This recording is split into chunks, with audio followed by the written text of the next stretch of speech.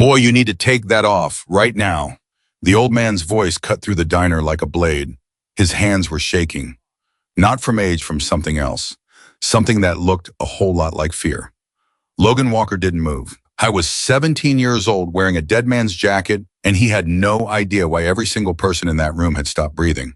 He looked down at the faded patch on his chest. Then he looked back up. Nobody was laughing anymore. If this story moves you, hit subscribe and drop your city in the comments. I want to see how far this journey reaches. Now let's go back to where it all began. Logan Walker had been wearing that jacket for exactly 4 hours when the world decided to turn itself upside down. He had found it that morning, the way you find things you were never supposed to find by accident, in the back of a closet that still smelled like motor oil and Old Spice and something else he couldn't name, but that made his chest tight every single time he breathed it in. His mother had told him years ago that the closet was off limits. Not in a mean way, in the way that people say things when they're trying to protect you from something they don't have the words for yet. But Sarah Walker was working the early shift at the dry cleaning shop on Route 9, and Logan was 17 and bored, and the grief was sitting on him hard that morning, the way it did sometimes without warning, like a storm that came in clear sky. His grandfather had been dead for 3 months. 3 months, and Logan still reached for his phone sometimes to call him. Still caught himself laughing at something stupid and turning around to tell Billy about it before remembering there was no Billy left to tell. 3 months, and the closet had been sitting there locked, and Logan had finally just opened it. The jacket was hanging at the very back, behind an old army surplus coat and 2 flannel shirts that had seen better decades. It was black leather, or it had been once. Now it was more the color of charcoal, and memory cracked along the collar and along the left sleeve in a pattern that looked almost deliberate, like something weathered into something beautiful on purpose. Logan pulled it off the hanger, and it weighed more than he expected. Not just physically, it weighed the way old things weigh when they carry stories inside them. There was a patch on the back. He turned the jacket around and looked at it for a long moment. It was faded almost beyond recognition, but he could make out the shape: a winged skull, a banner underneath with letters that had mostly washed out, and in the center something that might once have been red and was now the color of rust. He didn't know what it meant. He didn't think too hard about it.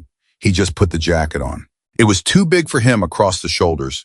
Billy Walker had been a large man, but it settled on Logan in a way that felt less like wearing someone else's clothes and more like being handed something. He looked at himself in the mirror on the back of the closet door and felt for just a moment like something in his life made sense again. He rode his bike 2 miles down the highway to the Dusty Fork Diner, because that's where he went when the house got too quiet and he needed coffee that tasted like it had been brewed in a tin can and left on a burner since 1987. That was where everything started. Or depending on how you look at it, that was where everything that had already started finally broke the surface. The bell above the diner door made its usual sound when Logan pushed it open. A small, thin little jingle that he'd heard 100 times. And for about 2 seconds after he walked in, everything was normal. Table by the window, 2 farmers in feed caps talking over eggs. Counter stools, a trucker working through a plate of pancakes without looking up. Booth in the corner, 3 men in leather vests with the same logo on the back bent over coffee and what looked like a serious conversation. Peggy, the waitress, who had worked at the Dusty Fork since approximately the beginning of time, was halfway across the diner with a pot of coffee in each hand. Then the man in the corner booth looked up. He was older, mid-60s maybe, with a white beard trimmed close and eyes the color of old denim. He looked at Logan the way you look at something you weren't expecting to see in your life ever again, with a shock that moved through his whole body before he could stop it. His hand, which had been reaching for his coffee mug, stopped completely in midair. The man next to him noticed, looked over, looked at Logan, and then the third man turned around. 3 pairs of eyes, all of them locked on Logan's chest. Not on his face, not on him, on the jacket. Logan noticed the silence, the way you notice a sound, stopping when you didn't realize there was a sound to begin with. The diner hadn't gone quiet all at once. It had gone quiet in a ripple, table by table, the way a stone hits still water. The farmers stopped talking. The trucker's fork set down on his plate without him seeming to decide to set it down. Peggy stopped walking. The 2 coffee pots in her hands were perfectly still. Logan looked around the room. Every single person was staring at him. He did what any 17-year-old kid in that situation would do. He assumed he had something on his face. He reached up and touched his cheek, then his nose, then looked down at the front of the jacket. Nothing. He looked up again and everyone was still staring. "What?" he said. Nobody answered. The man from the corner booth stood up. He wasn't huge, maybe 5'10", but the way he stood up made the room feel smaller. He was wearing a leather vest over a black t-shirt, and his vest had patches on it, the way that vest had earned every single one of them over a long time in hard roads. He walked toward Logan slowly, and the walk wasn't aggressive. It was careful, like a man approaching something fragile or something dangerous, and he hadn't yet decided which. He stopped about 4 feet away and looked at the patch on the front of the jacket, left side over the heart. Something small, something that Logan had barely noticed when he put the jacket on that morning. The man's jaw moved. He didn't say anything for a moment.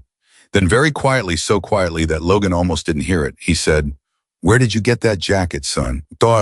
"It was my grandfather's," Logan said. He didn't know why he felt like he needed to justify himself. He hadn't done anything wrong. He was wearing a dead man's jacket and eating breakfast. Or he was planning to eat breakfast before everyone decided to act like he'd walked in pointing a gun. "Your grandfather," the man said. "Yeah." Logan held his gaze. He'd been taught to hold his gaze. Billy had taught him that. "William Walker. He passed about 3 months ago. I found this in his closet this morning." Something moved across the man's face that Logan couldn't read. It was too complicated for a single word. Pain, maybe, or recognition, or something that was both at once. "William Walker," the man repeated, and the name came out of him like it weighed something. "You knew him?" Logan asked. The man looked at him for a long moment. Then he turned around and walked back to his booth without answering. Logan stood there in the doorway, completely lost. Peggy, to her credit, broke the silence first. She shook herself back into motion the way a person does when they have been frozen and suddenly remember they have a job to do. She walked up to Logan with both coffee pots and said very quietly, "Honey, why don't you sit down at the counter?" "What just happened?" Logan asked. "Sit down," she said, not unkindly. "The way you say sit down when you mean I'm about to save you from something you don't understand yet." He sat. The coffee was exactly as bad as he remembered, and normally that would have been a comfort. But Logan was too busy trying to figure out what had just happened to appreciate it. He sat at the counter and nursed the cup and watched the room in the mirror behind the soda machine. Most people had gone back to their conversations, but they were quieter now, and every now and then he caught someone glancing at him and then looking quickly away when they realized he could see them. The 3 men in the corner booth were talking low and serious. The white-bearded man was doing most of the talking. The other 2 were listening. After about 10 minutes, one of the other 2 men got up and walked out of the diner. The door swung shut behind him. Logan watched his reflection disappear. A few minutes after that, the white-bearded man stood up, picked up his coffee, and walked to the counter. He sat down 2 stools away from Logan, not next to him, close enough to talk, far enough to make a choice about it. Logan waited. The man drank his coffee, stared at the counter, like he was working something out in his head that had a lot of moving pieces. "You said Billy Walker was your grandfather," he finally said. "Yeah." "What did he tell you about himself, about his life, before?" "Before what?" The man looked at him sideways. "Just before he settled down. Before he became whoever he was when you knew him." Logan thought about it. He thought about Billy, about the man who had taught him to change a tire when he was 8 years old, who had made the best chili in the county and refused to share the recipe with anyone, who had a way of sitting in silence with you that made the silence feel like company instead of emptiness. He thought about the stories Billy told, which were funny and warm and full of people Logan had never met, about roads he'd ridden and places he'd slept and characters he'd crossed paths with over a long and eventful life. But there were things Billy had never talked about. Logan had noticed that in the vague way that kids notice things they don't have the context to understand yet. There were years that were just absent, questions that got answered with a different question or a smile or a change of subject, so smooth you didn't realize it had happened until the moment had passed. "He didn't talk much about before," Logan said honestly. The man nodded, like that was the answer he'd expected. "He never showed you that jacket?" "No, I didn't even know he had it." The man set down his coffee cup. He looked at Logan directly for the first time since he'd sat down. His eyes were doing something complicated evaluation and grief and something that was almost like hope, which was the most confusing thing of all. "My name is Cole Bennett," he said. "I rode with your grandfather for 11 years. That was the first twist, the first thing that made the ground shift under Logan's feet. But it wasn't the last one, not by a long way. Cole Bennett didn't say much more than that, not right there in the diner. He wrote a phone number on a napkin, slid it across the counter to Logan and said, "Call me tonight," and walked out. No explanation, no context, just a phone number and 11 years with Billy Walker, and a look in his eyes that Logan kept seeing for the rest of the day, no matter how hard he tried to think about something else. I went to work. He was apprenticing at Garrett's Auto on the edge of town, and usually the work settled him. The physical reality of engines, the concrete problem-solving, the satisfaction of something broken, becoming something fixed. But today his hands kept going through the motions while his mind circled back to the diner, to the salons, to the way that room full of grown men had stared at a jacket like it was a ghost. Mike Garrett, who had been running the shop for 30 years and had the permanently oil-stained hands and the permanent "I've seen everything" expression to prove it, noticed that Logan wasn't right about 45 minutes into the shift. "You break something," Mike said, appearing beside him. "No. You look like you broke something." "I didn't." Logan set down the wrench he'd been holding without doing anything with it. "Mike, did you know my grandfather before he came back here?" Mike was quiet for a moment. That telling, deliberate kind of quiet. "Why, Bashfam? I found an old jacket of his, with a patch on it." Logan looked at him. "People at the Dusty Fork this morning acted like I'd walked in carrying a weapon." Mike picked up a rag and wiped his hands, even though they weren't particularly dirty. He did it slowly and methodically, and Logan recognized that as a stalling tactic from a man who was deciding how much truth to hand over. "Your grandfather was a complex man," Mike said finally. "Everyone keeps saying things like that," Logan said. "What does it mean?" "It means he lived more life than most people, and some of that life was complicated." "Mike, Logan, tell me something real, please." Mike looked at him for a long moment. The shop hummed around them, the radio, the air compressor cycling, a car ticking as it cooled on the lift. Finally, Mike said, "Put that jacket away. Don't wear it out in public again until you know what you're carrying." "What am I carrying?" "I don't know the whole story," Mike said, "but I know enough to know it's not mine to tell." He picked up his own wrench and turned back to the car he'd been working on. "Call your mother." I didn't call his mother. He should have. He knew he should have. But there was something in him, that same stubborn, forward-leaning thing that Billy had always called his best quality and his worst one at the same time, that said if he called his mother, the conversation would end with the jacket going back in the closet and the lock going back on the door and everything going quiet again in the suffocating way that things had been quiet for 3 months. He called Cole Bennett instead. It rang 4 times. He almost hung up on the 4th ring. Then Cole picked up. "I was wondering if you'd call tonight or if you'd wait," Cole said without preamble. "I wasn't going to wait," Logan said. "No, your Billy's all right." There was something in the way Cole said it, not exactly warmth, not exactly grief, something in between that had its own texture. "How much do you want to know?" "Everything."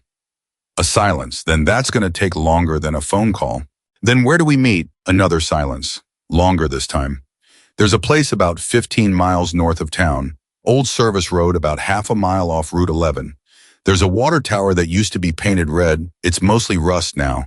Behind it, there's a building people around here call the Old Barn, though it was never a barn. Be there tomorrow morning, 8 o'clock. "Why not tonight?" "Because tonight I have to make some phone calls first," Cole said. "And because I need to decide exactly how much of this I can give you without it putting a target on your back." Logan felt the words land in his chest. A target. "Your grandfather spent years making sure nobody came looking for him or his family," Cole said quietly. "He walked away from something that powerful people didn't want him to walk away from. And he did it so cleanly, so completely, that they let him go. Because coming after him would have cost more than they were willing to spend. But that jacket, that specific patch, is a signal. It tells anyone who knows what they're looking at that the past is back, and there are people who will want to know why." Logan was sitting at the kitchen table in the house where he'd grown up, with the jacket laid out on the table in front of him, and for the first time he actually looked at it. Not the way he'd looked at it that morning, with sentiment, with grief, with love for the man who'd worn it. He looked at it the way you look at something when you're told it might be dangerous. The patch over the left breast pocket was small, maybe 2 inches across. It was a shape he couldn't quite make out anymore. The colors had faded too much. But the patch on the back was larger, more complex, and he turned the jacket over now and stared at it in the kitchen light. The winged skull, the banner, the red that was now rust. Cole, he said. Yeah. What does the patch mean? The one on the back, a long pause. Tomorrow, Cole said. 8 o'clock. The call ended. Logan sat there for a while with the jacket on the table and the quiet of the house around him, and something shifting in his understanding of his own life in a way he couldn't have named yet but could definitely feel. I thought about Billy, about the man he'd known, patient, steady, strong in that quiet way that doesn't need to announce itself. About the way Billy had looked at the road sometimes when they drove anywhere together, like he was remembering something he'd never talked about. About the stories that stopped at a certain point in time, like a record that skips back to the beginning. What had his grandfather done? What had his grandfather walked away from? And why did a room full of grown men go silent at the sight of a patch on a dead man's jacket? He heard his mother's car in the driveway at 11:15. He had moved the jacket off the table by then, folded it and set it on the chair in the corner. He wasn't sure why, some instinct. Sarah Walker came in through the back door the way she always did, dropping her keys in the ceramic bowl by the door, shrugging off her coat. She was 51 years old, and she looked like someone who had carried things for a long time and gotten good at not showing it. She had Logan's same blue eyes, or he had hers, the same shade of something between gray and blue that changed with the light. She stopped when she saw him sitting at the kitchen table at 11:15 on a Tuesday. "What are you still doing up?" she said. "Mom," he said, "I found Grandpa's jacket." The silence that followed was different from the silence in the diner. That had been the silence of shock, sudden, electric.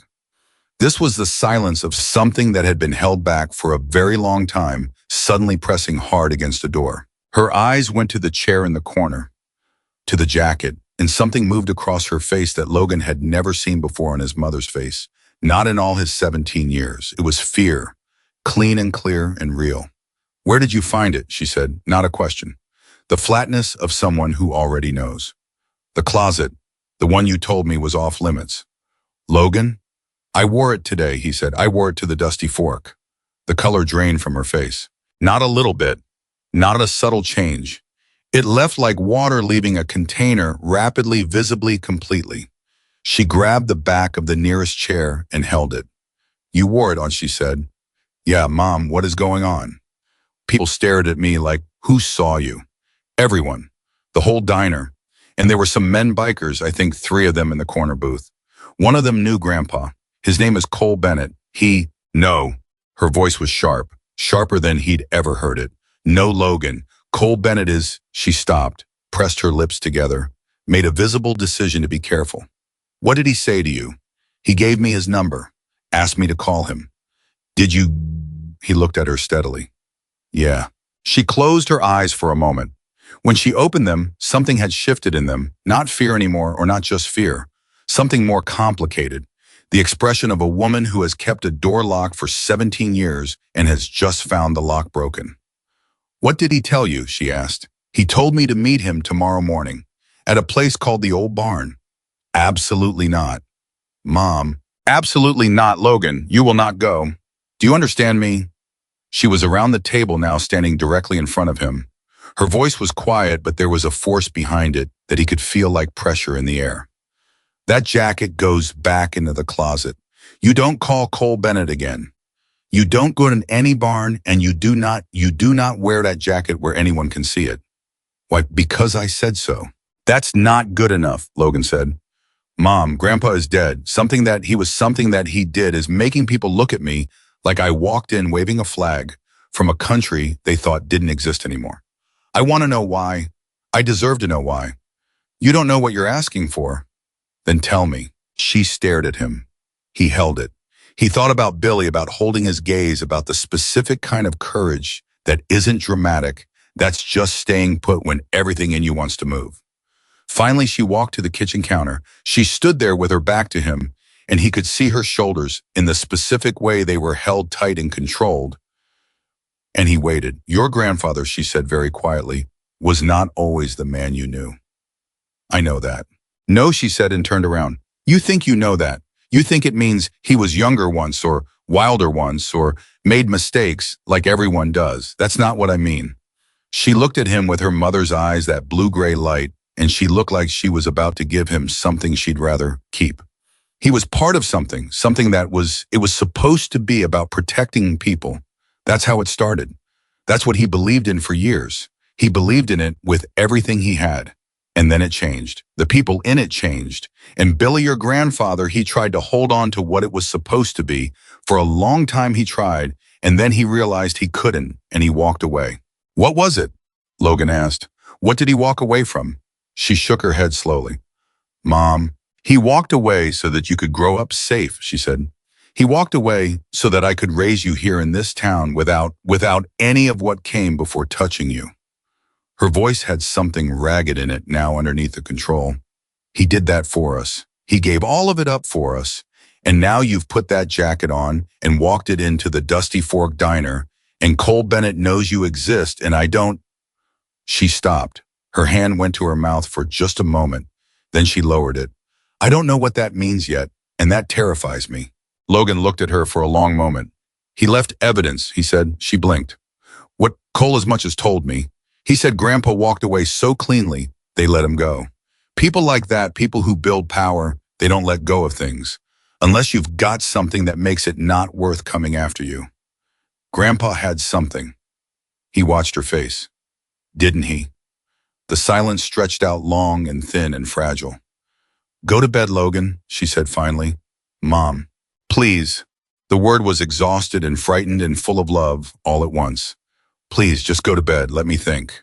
He looked at the jacket on the chair, at his mother standing in the kitchen, holding herself together by sheer force of will. At the four walls of the house he'd grown up in, which suddenly felt like they were containing something larger than a house could hold. He stood up. I'm going to the barn tomorrow, he said quietly. You can come with me if you want, but I'm going. He walked out of the kitchen before she could answer. He lay in bed for a long time that night, staring at the ceiling, listening to the sounds of the house settling around him. Once around 2 a.m, he heard his mother's footsteps in the hall outside his door. They stopped.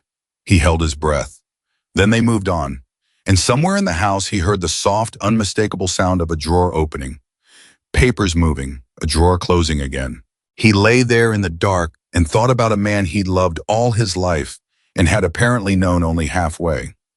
He thought about a jacket that weighed more than leather should weigh. He thought about a room going silent, and he made himself wait for morning. At 7:15 the next morning, Logan came downstairs and found his mother sitting at the kitchen table. She had clearly been up all night. In front of her was a cup of coffee that had gone cold and a small wooden box that Logan had never seen before, the kind of box with a simple latch, dark with age. Her hands were folded on top of it.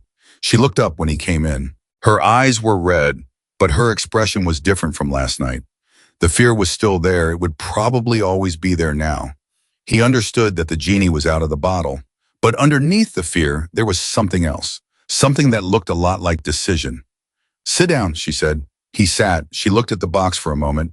Then she slid it across the table to him. He left this for you, she said, when he died. I was supposed to wait. He told me to wait until you were older, until the time was right. I kept telling myself the time wasn't right. She paused. Maybe the time doesn't get right. Maybe the time just comes. Logan looked at the box. His hands were perfectly steady. He was surprised by that. What's in it? He asked. His words, she said, and some other things. Things he kept. Things he wanted you to have. She met his eyes. He knew you'd find the jacket eventually. He knew you, Logan. He knew exactly who you are. Logan put his hands on the box. I'm going to the barn, he said. Cole Bennett knows things that aren't in any box. First-hand things. I know, she said. He looked up. She had her coffee cup in her hands, now wrapped around it like she was cold. I called Cole last night, she said. After you went up. He stared at her. I needed to know what he was going to tell you, she said. I needed to know if it was safe, what he knows, what he's going to say. She paused. He told me enough. Not everything, but enough. She looked at him steadily. I'm coming with you. Something loosened in Logan's chest. Something he hadn't known was tight. Okay, he said. She stood up. She looked at the jacket on the chair. She'd known it was there. Obviously, it was her house, and she stood very still for a moment looking at it. Something in her face when she looked at it that he didn't try to interpret. Too much inside it. Too many years. Then she looked at Logan. Put it on, she said. He did. She watched him. The jacket too big across the shoulders, cracked at the collar, the faded patch over the heart. He'd have liked seeing you in it, she said quietly. God help me, but he would have. And she picked up her keys and walked to the door. The drive took 22 minutes. Logan knew because he counted them. He sat in the passenger seat with the wooden box in his lap and his mother's hands on the wheel, and neither of them said a word the entire way, and that silence was nothing like the silence in the diner. This was the silence of two people who have said everything important and are now just trying to hold themselves together until they get where they're going. Sarah took the turn off Route 11 without hesitation. She knew where the service road was. Logan noticed that and didn't say anything about it. The building that people called the old barn wasn't anything that had ever held animals or hay. It was low and long, built from concrete block and corrugated metal, the kind of utilitarian structure that exists in every small American town and serves whatever purpose it needs to serve without drawing attention to itself. There were 3 motorcycles parked outside. Logan recognized Cole Bennett standing near the door before the car had even fully stopped. Cole watched them pull up. When Sarah stepped out of the car, something moved across his face, not surprise exactly, more like confirmation. Like he'd hoped for this and hadn't been sure he'd get it. Sarah, he said. Cole, she said back. Her voice was even. Careful. It's been a long time. Not long enough some days. She said it without cruelty, just fact. But here I am. Cole looked at her for a moment with something in his eyes that was close to respect. Then he looked at Logan, at the jacket specifically, and that complicated expression came back, the one Logan had seen in the diner. Pain and recognition, and that unsettling thread of something like hope. You came, Cole said to him. I said I would, Logan said. You did. Cole pushed the door open. Come inside, both of you. There are people who need to meet you. Logan looked at his mother. She gave the smallest nod he'd ever seen a human being give and walked through the door ahead of him. Inside, there were 5 people, 3 men and 2 women, all of them, somewhere between 55 and 70, all of them carrying that particular quality of people who had lived hard in their younger years and earned whatever peace they'd found since. 2 of the men were from the diner. Logan recognized them from the corner booth. The 3rd man was older, maybe 70, with white hair and hands that looked like they'd spent 50 years holding handlebars.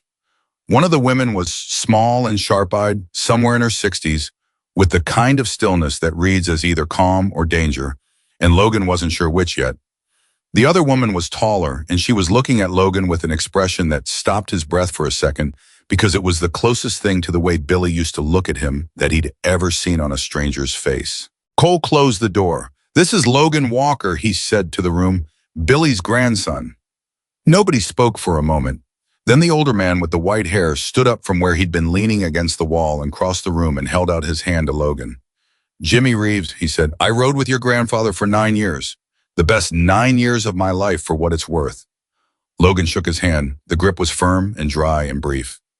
He never mentioned you, Logan said honestly. No, Jimmy said. He wouldn't have. He was careful. He looked at the jacket. He was always careful about what he carried home. The woman who looked like Billy looked at Logan, walked forward next. She didn't extend her hand.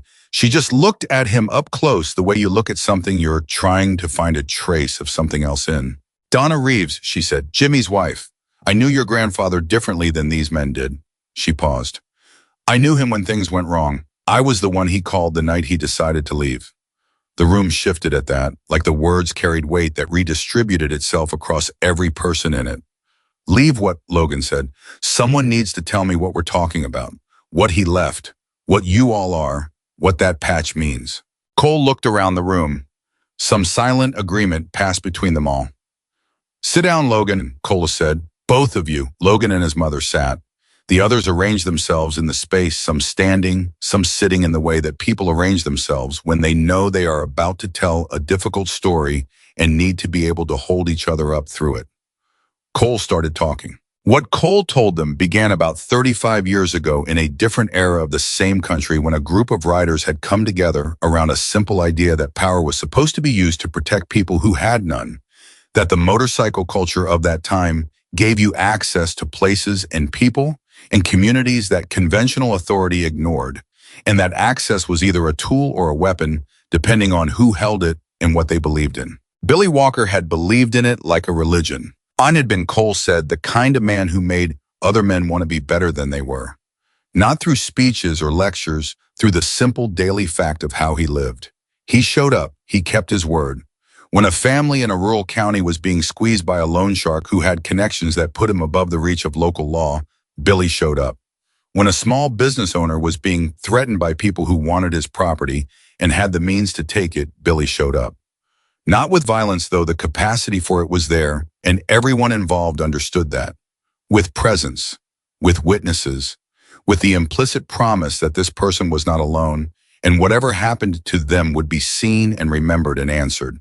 The patch on the jacket, the specific patch, the small one, over the left breast was the mark of that promise. It was a rank in the language of that world. The highest one. It meant that the person wearing it had the authority and the responsibility to speak for the group, to make decisions in the field, to be held accountable for those decisions. There were fewer than 20 men who had ever worn it in the entire history of the organization. Billy Walker had been one of them. He never told me any of this, Logan said. He wouldn't, Cole said. He built a wall between that life and yours deliberately. He built it brick by brick, and it took him years and it cost him. Cole paused. It cost him things he didn't talk about either. What changed? Sarah asked. She was sitting very still with her hands in her lap. She asked the question like she already knew the answer and was checking it against what she'd been told. Cole and Jimmy exchanged a look. Marcus Kane, Jimmy said. The name landed in the room like something physical. Kane came in about 20 years into what we were doing, Cole said. He was smart. He was charismatic. He had a way of making you feel like the most important person in the room when he was talking to you. And he believed in the mission at first. Genuinely, we all thought so. He stopped. His jaw tightened. We were wrong. What did he do? Logan asked. He changed what the mission was, Cole said. Slowly, carefully. He didn't announce it. He never announced anything directly. He just shifted things. The people we helped started being people who could pay us. The families we protected started being families we protected in exchange for something. The word loyalty got redefined until it meant something completely different than what we'd signed up for. He looked at Logan steadily. He turned a brotherhood into an operation. And by the time most of us understood what was happening, he had enough people on his side that speaking up was dangerous. How dangerous? Logan said. A silence that answered the question more completely than words could. My father, Sarah said, very quiet, very flat. Logan's father, the accident. The word accident came out of her mouth with a very specific weight, like it was wearing quotation marks she refused to actually say out loud. Logan went very still. He had been 8 years old when his father died. A car accident on a stretch of highway outside of town, on a night when the road was dry and the weather was clear, and Daniel Walker had driven that road 1,000 times. The investigation had found nothing. Mechanical failure was the official explanation. Logan had grown up with that story the way you grow up with furniture. It's just there, you don't question it. It's part of the shape of your life. He looked at his mother. Mom, he said. She was looking at Cole, not at Logan, at Cole. Tell him, she said. Cole leaned forward, and he rested his forearms on his knees and looked at the floor for a moment, and then looked at Logan. Your grandfather believed that your father's death was not an accident, Cole said. He believed he had reason to believe that it was a warning, that someone wanted to make clear to Billy what the cost of resistance would be. The room was absolutely silent. Logan sat with those words and felt them do something to his understanding of his own life, felt the structure of it shift, a load-bearing wall he hadn't known was there suddenly revealed as essential by the announcement that it might not have been true.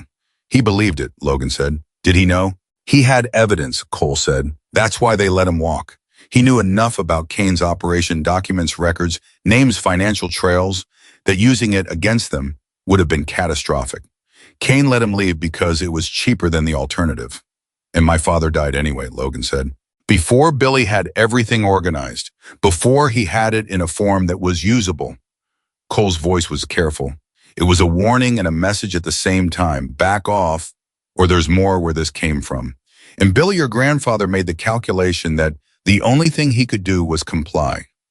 Remove himself, remove his family from the equation as completely as possible, and spend the rest of his life building the case quietly on his own until it was solid enough that using it would end things rather than just escalate them. The box, Logan said. He looked down at the wooden box in his lap, the one his mother had given him that morning, the one Billy had left for him. Is that, Cole started. He left it for me, Logan said. My mom said he left it for me. Every person in that room was looking at the box. Cole sat back slowly. His expression was something Logan couldn't quite decode, a complicated mixture of hope and caution and something that might have been relief. What's in it? Jimmy asked. I haven't opened it yet, Logan said. You haven't? Jimmy stopped. Looked at Cole. I wanted to understand what I was opening first, Logan said. He looked around the room, at these people, these strangers who had known his grandfather in a life Logan had never been allowed to see. Is that enough? Do I understand enough now? Cole looked at him for a long moment. Open it, he said quietly. Logan looked at his mother. She gave that small nod again. He unlatched the box. Inside there were three things: a folded letter in Billy's handwriting, a USB drive, small and black, taped to the inside lid of the box, and a photograph worn at the edges of two young men standing in front of a row of motorcycles in the sun, grinning at whoever held the camera like they owned everything worth owning in the world. Logan picked up the photograph. He recognized his grandfather immediately. Billy at maybe 30 years old, thinner hair, dark, the grin exactly the same, that wide-open, unguarded grin that Logan had loved all his life and would love for the rest of it. Standing next to Billy, arms slung around his shoulder, the same ease, the same grin. Logan looked at the man next to Billy for a long moment. Then he looked up at Cole Bennett.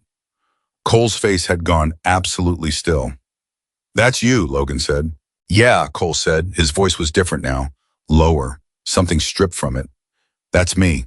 How old are you in this? 28. A pause. We were 28. We thought we were going to change the world. He said it without irony and without shame, just the plain truth of it.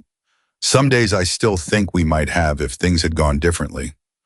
Logan set the photograph down carefully. He picked up the letter. Billy's handwriting was exactly what Logan would have expected. Large, deliberate, the handwriting of a man who had not written many letters and wanted each one to count. He read it to himself first, the room quiet around him, and as he read it, something built in his chest that was not grief. Exactly, it was something adjacent to grief, but pointing in a different direction. Something that felt more like purpose. He read it aloud. Logan, if you're reading this, then you found the jacket, which means you're exactly who I always believed you were. Stubborn as hell and smart enough to follow a thread to its end. Those are the same quality, by the way. Don't let anyone tell you different.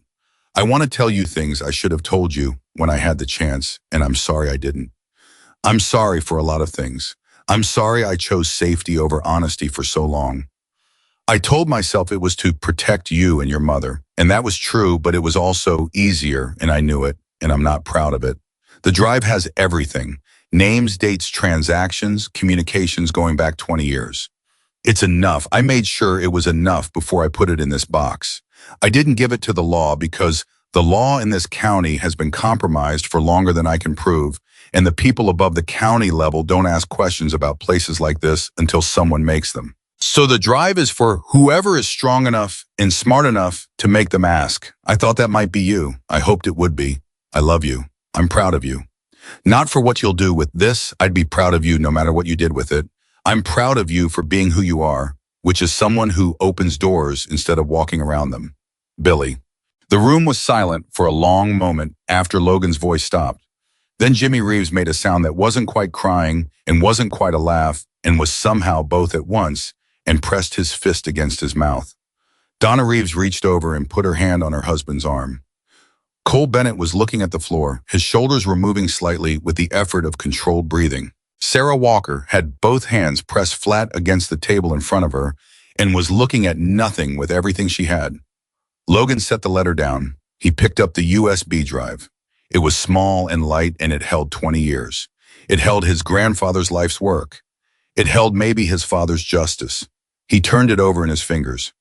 "What do we do with it?" he asked. The question broke the room open again. Everyone started thinking at the same time. You could see it, the shift from grief to necessity. Cole straightened up. Jimmy wiped his face with the back of his hand. The sharp-eyed woman who hadn't spoken yet, who had been introduced as Renata, and who had the quality of someone who speaks rarely and with precision, said, "We've been waiting on something like this for 6 years." "You knew Billy was building a case," Logan said. "We suspected," Renata said. "He didn't share details. He was careful that way. He kept things compartmentalized so that if any one of us was pressured, we couldn't give what we didn't have. But we knew he hadn't walked away empty-handed."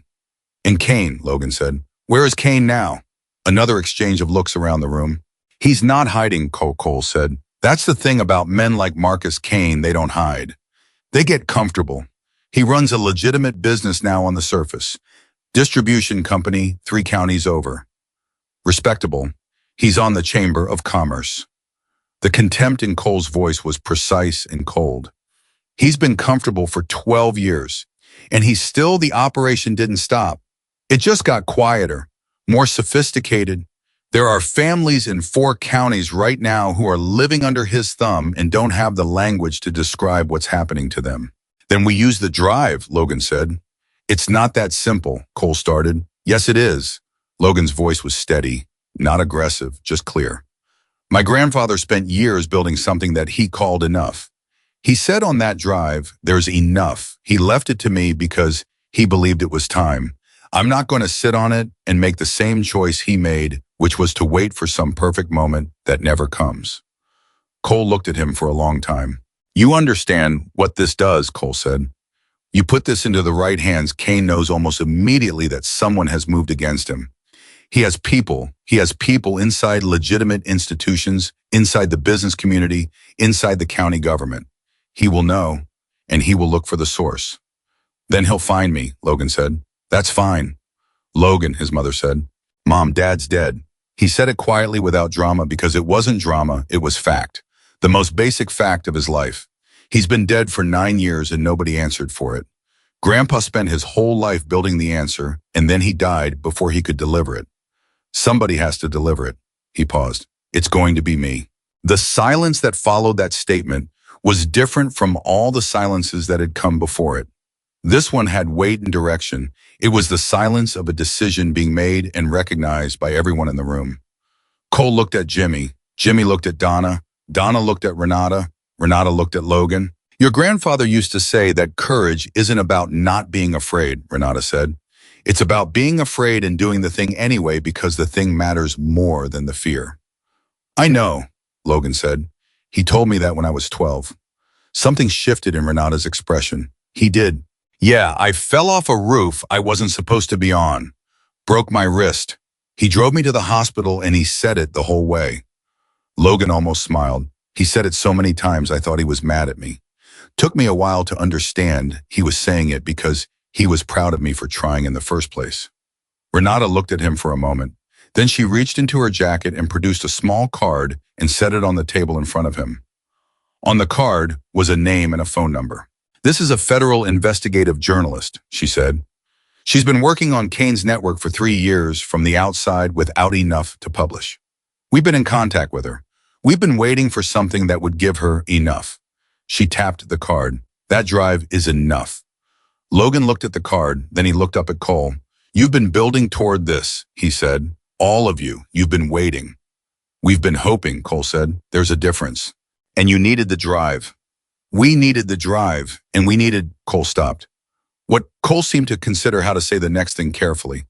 "The patch," he said finally, "the rank, the authority. In this world, the world Billy was part of the world. Kane is still part of it. Matters who speaks. It matters who carries the flag. We're old. We've been discredited or avoided or simply ignored because Kane's people have spent years making sure we have no standing." Logan felt the weight of it arriving. "But Billy's grandson," Cole continued quietly, wearing Billy's patch, standing up and saying, "Here is the truth and here is the proof," that's a different thing. That's a bloodline claim. That's legitimacy in a language that world understands. "You want me to be the face of it," Logan said. "I want you to decide if you're willing to be," Cole said. I'm not going to ask you for something your grandfather protected you from your whole life. That's not why we're here. We're here because you walked into the Dusty Fork wearing that jacket and the situation made its own decision. He paused. But what happens next, that's yours to make. Logan was 17 years old. He was sitting in a concrete building with 5 people who had known his grandfather in a life he'd never seen, holding a USB drive that contained 20 years of evidence and possibly the answer to his father's death, wearing a jacket that had started a fire in a diner by simply existing in a room. I thought about Billy, about the last time he'd seen him not in the hospital, which he didn't count because the hospital wasn't Billy.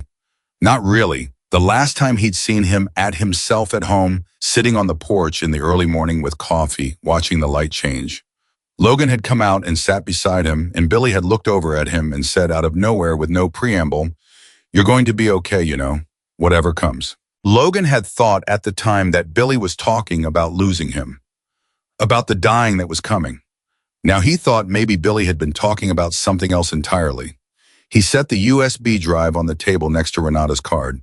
"Tell me about the journalist," he said. Something that might have been the first breath Cole Bennett had fully taken all morning came out of him then.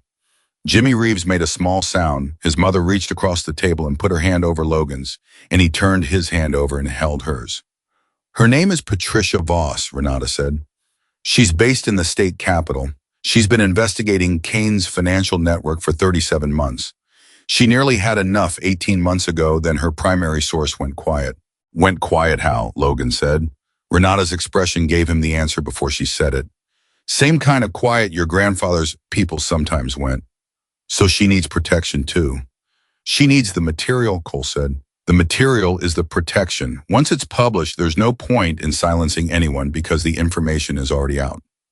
"In between now and when it's published," Logan said, "we're all sitting targets." "Yes," Cole said, simply, without softening it. Logan looked at his mother. She was looking back at him with those blue-gray eyes and the expression of a woman who has spent 17 years trying to protect someone from exactly this, and has arrived at the moment of understanding that protection always had an expiration date. "Are you okay?" he asked her. She let out a breath that was almost a laugh. "No," she said honestly, "but I'm here and I'm not telling you to stop." That was enough, more than enough. "Okay," Logan said. He picked up the USB drive and held it in his fist for a moment. "We call Patricia Voss. We give her everything on the drive. And we do it fast before anyone who saw me in that diner yesterday has a chance to make a phone call to the wrong person." "That phone call may have already been made," Renata said. The room shifted again. That edge coming in. "How long do we have?" Logan asked. Cole looked at Jimmy. "A day," Jimmy said. "Maybe 2. Kane has people who watch for exactly this kind of signal. A walker showing up in public wearing that patch, if any of Kane's people were in that diner or heard about it by now." "Then we move today," Logan said. He stood up. He was wearing a dead man's jacket. He was holding 20 years of truth on a drive smaller than his thumb. He was 17 years old and he had never been more certain of anything in his life. "Call Patricia Voss," he said to Renata. "Tell her we're coming to her today." Renata looked at him for a long moment. Then she picked up her phone. Cole watched Logan. Something in Cole's face that was old and tired and grieving suddenly looked different. Not young, it would never look young again. There had been too many years and too many roads. But something forward-facing, something that had been looking back for a long time and had just turned around. "Billy would have done exactly this," Cole said quietly. "I know," Logan said. "He raised me." He picked up the photograph from the box, the 2 young men, 28 years old, grinning in the sun, and slid it into the inside pocket of the jacket next to his heart. Then he picked up his grandfather's letter and folded it carefully and put it in his other pocket. The wooden box he left on the table. He didn't need the container anymore. He had what was inside it. Cole moved to the door. Jimmy and Donna followed. Renata was on the phone, her voice low and rapid and professional. The other 2 men were already up, already moving with the efficiency of people who have been waiting for a signal to act and have finally gotten one. Sarah Walker walked to her son. She stood in front of him and looked at him the way mothers look at their children when they are standing at the edge of something that cannot be undone. She reached up and put her hand on the collar of the jacket, straightened it the way she used to straighten his collar before school, a small habitual gesture of love, dressed as practicality. Your grandfather would want me to tell you to be careful, she said. I know. And he would also, she stopped, pressed her lips together. Then she let her hand drop and stood straight. He would also be standing right next to you. He is, Logan said. He walked out into the morning. Behind him, the door of the old barn swung shut. Around him, 5 people who had been waiting years for this moment moved with new purpose. In his pocket, a drive held 20 years of truth. On his chest, a patch that had silenced a room carried its meaning forward into a fight. Its original owner had never gotten to finish. Logan Walker walked to his mother's car and opened the door and looked out at the road ahead. He was not afraid. Or rather, he was afraid, and he was doing it anyway because the thing mattered more than the fear. His grandfather had told him that when he was 12, and he had been waiting his whole life without knowing it for the moment when it would stop being a lesson and start being an instruction. The moment was now. Renata got Patricia Voss on the phone in under 4 minutes. Logan listened to one side of the conversation from the back seat of his mother's car and understood enough from Renata's responses to know that the journalist was not a woman who needed things explained twice. Yes, Renata said, physical documentation and digital files. 20 years minimum, names, dates, financial records, internal communications. A pause. No, I'm not exaggerating. I haven't exaggerated anything to you in 3 years. Another pause. Longer. He's 17. He's Billy Walker's grandson. He walked into this 2 days ago wearing the patch, and he's the one who found the drive. Renata listened for a moment, then looked back at Logan with an expression that was as close to amusement as her face seemed to get. She wants to know if you understand what you're handing her. Tell her I understand what my grandfather built it for, Logan said. Renata repeated it into the phone word for word, listened, then said, we can be there by 2 o'clock. She looked at Cole, who was leaning against his motorcycle outside the window. Cole nodded once. 2 o'clock, Renata confirmed and ended the call. She turned to Logan. She's in. She wants to meet you specifically. Why specifically me? Because the story isn't just the files, Renata said. The story is the files and the boy who carried them out. That's what makes it stick. Anyone can hand a journalist documents, get buried, discredited, challenged. But a 17-year-old kid in his dead grandfather's jacket, son of a man whose death was ruled an accident, walking into a room with 20 years of proof. She paused. That's the story that makes people put down their phones and pay attention. Logan looked out the window at Cole and Jimmy, who were having a low, rapid conversation by the motorcycles. He watched the way they moved, even now, even at their ages. There was something in their posture that was alert in a particular way, the way of people who had spent years watching their surroundings without making it obvious that they were. How long before Kane knows? Logan asked. Cole thinks we have a day, Renata said. I think we have less. Why? Because one of the 3 men in that diner yesterday, the one who left early before Cole gave you his number, his name is Roy Decker. And Roy Decker has been running errands for Marcus Kane for 11 years. The air in the car changed. Sarah's hands tightened on the wheel even though the car wasn't moving. You knew that yesterday, Logan asked. His voice was level. He was working to keep it level. Cole knew it. He was trying to assess how much Decker saw what he could report. Renata's voice was matter-of-fact, not cold practical. The voice of someone who has learned to process bad information quickly because slow processing is a luxury you don't always have. He saw the jacket. He saw the patch. He saw Cole give you something at the counter. The phone number. Yes, he wouldn't have known what it was, but he would have reported the contact. So Kane already knows Billy's grandson showed up wearing the patch, Logan said. Probably. And that someone from Billy's old circle made contact. Almost certainly. So we don't have a day, Logan said. We might not have this morning. Which is why we need to move, Renata said. She was already opening the car door. Cole looked over. Change of timeline, she said. Decker was in the diner. Cole's expression didn't change outwardly, but something in his eyes went flat and sharp at the same time, like a light narrowing to a point. He said something to Jimmy that Logan couldn't hear. Jimmy turned away and pulled out his phone. Cole walked to the car and leaned in through Renata's open door. He looked at Logan directly. You understand what this means? It means we move now, Logan said. It means more than that. It means Kane is already calculating. He doesn't know yet what you found if he did this morning would look very different. Right now he knows Billy's grandson exists, is in the area, is wearing the patch and made contact with me. That's enough to make him nervous. It's not enough to make him move against you directly. Cole paused. Yet. So we get to Patricia Voss before it's enough, Logan said. We get to Patricia Voss and we get the material into her hands and into her publication's legal team's hands before Kane can shut it down. Cole corrected. Once it's in a newsroom, once lawyers have seen it, and it's been logged and documented, using force against anyone involved becomes counterproductive. You can't unpublish truth by hurting the people who found it. You can't, Logan agreed, but you can before. Yes, Cole said, you can before. They looked at each other, and there was something in that exchange that was older than Logan's 17 years, a mutual recognition of stakes of risk of choice made clearly with open eyes. Let's go, Logan said. Cole heated up. He looked at Sarah. You okay to drive? I've been holding this family together for 9 years, Sarah said without looking at him. I can manage a car ride. The ghost of something crossed Cole's face. It might have been admiration. He didn't say anything. He walked back to his motorcycle. The convoy left the old barn at 8:47 in the morning. Sarah's car led. Cole and Jimmy flanked on motorcycles, one ahead and one behind.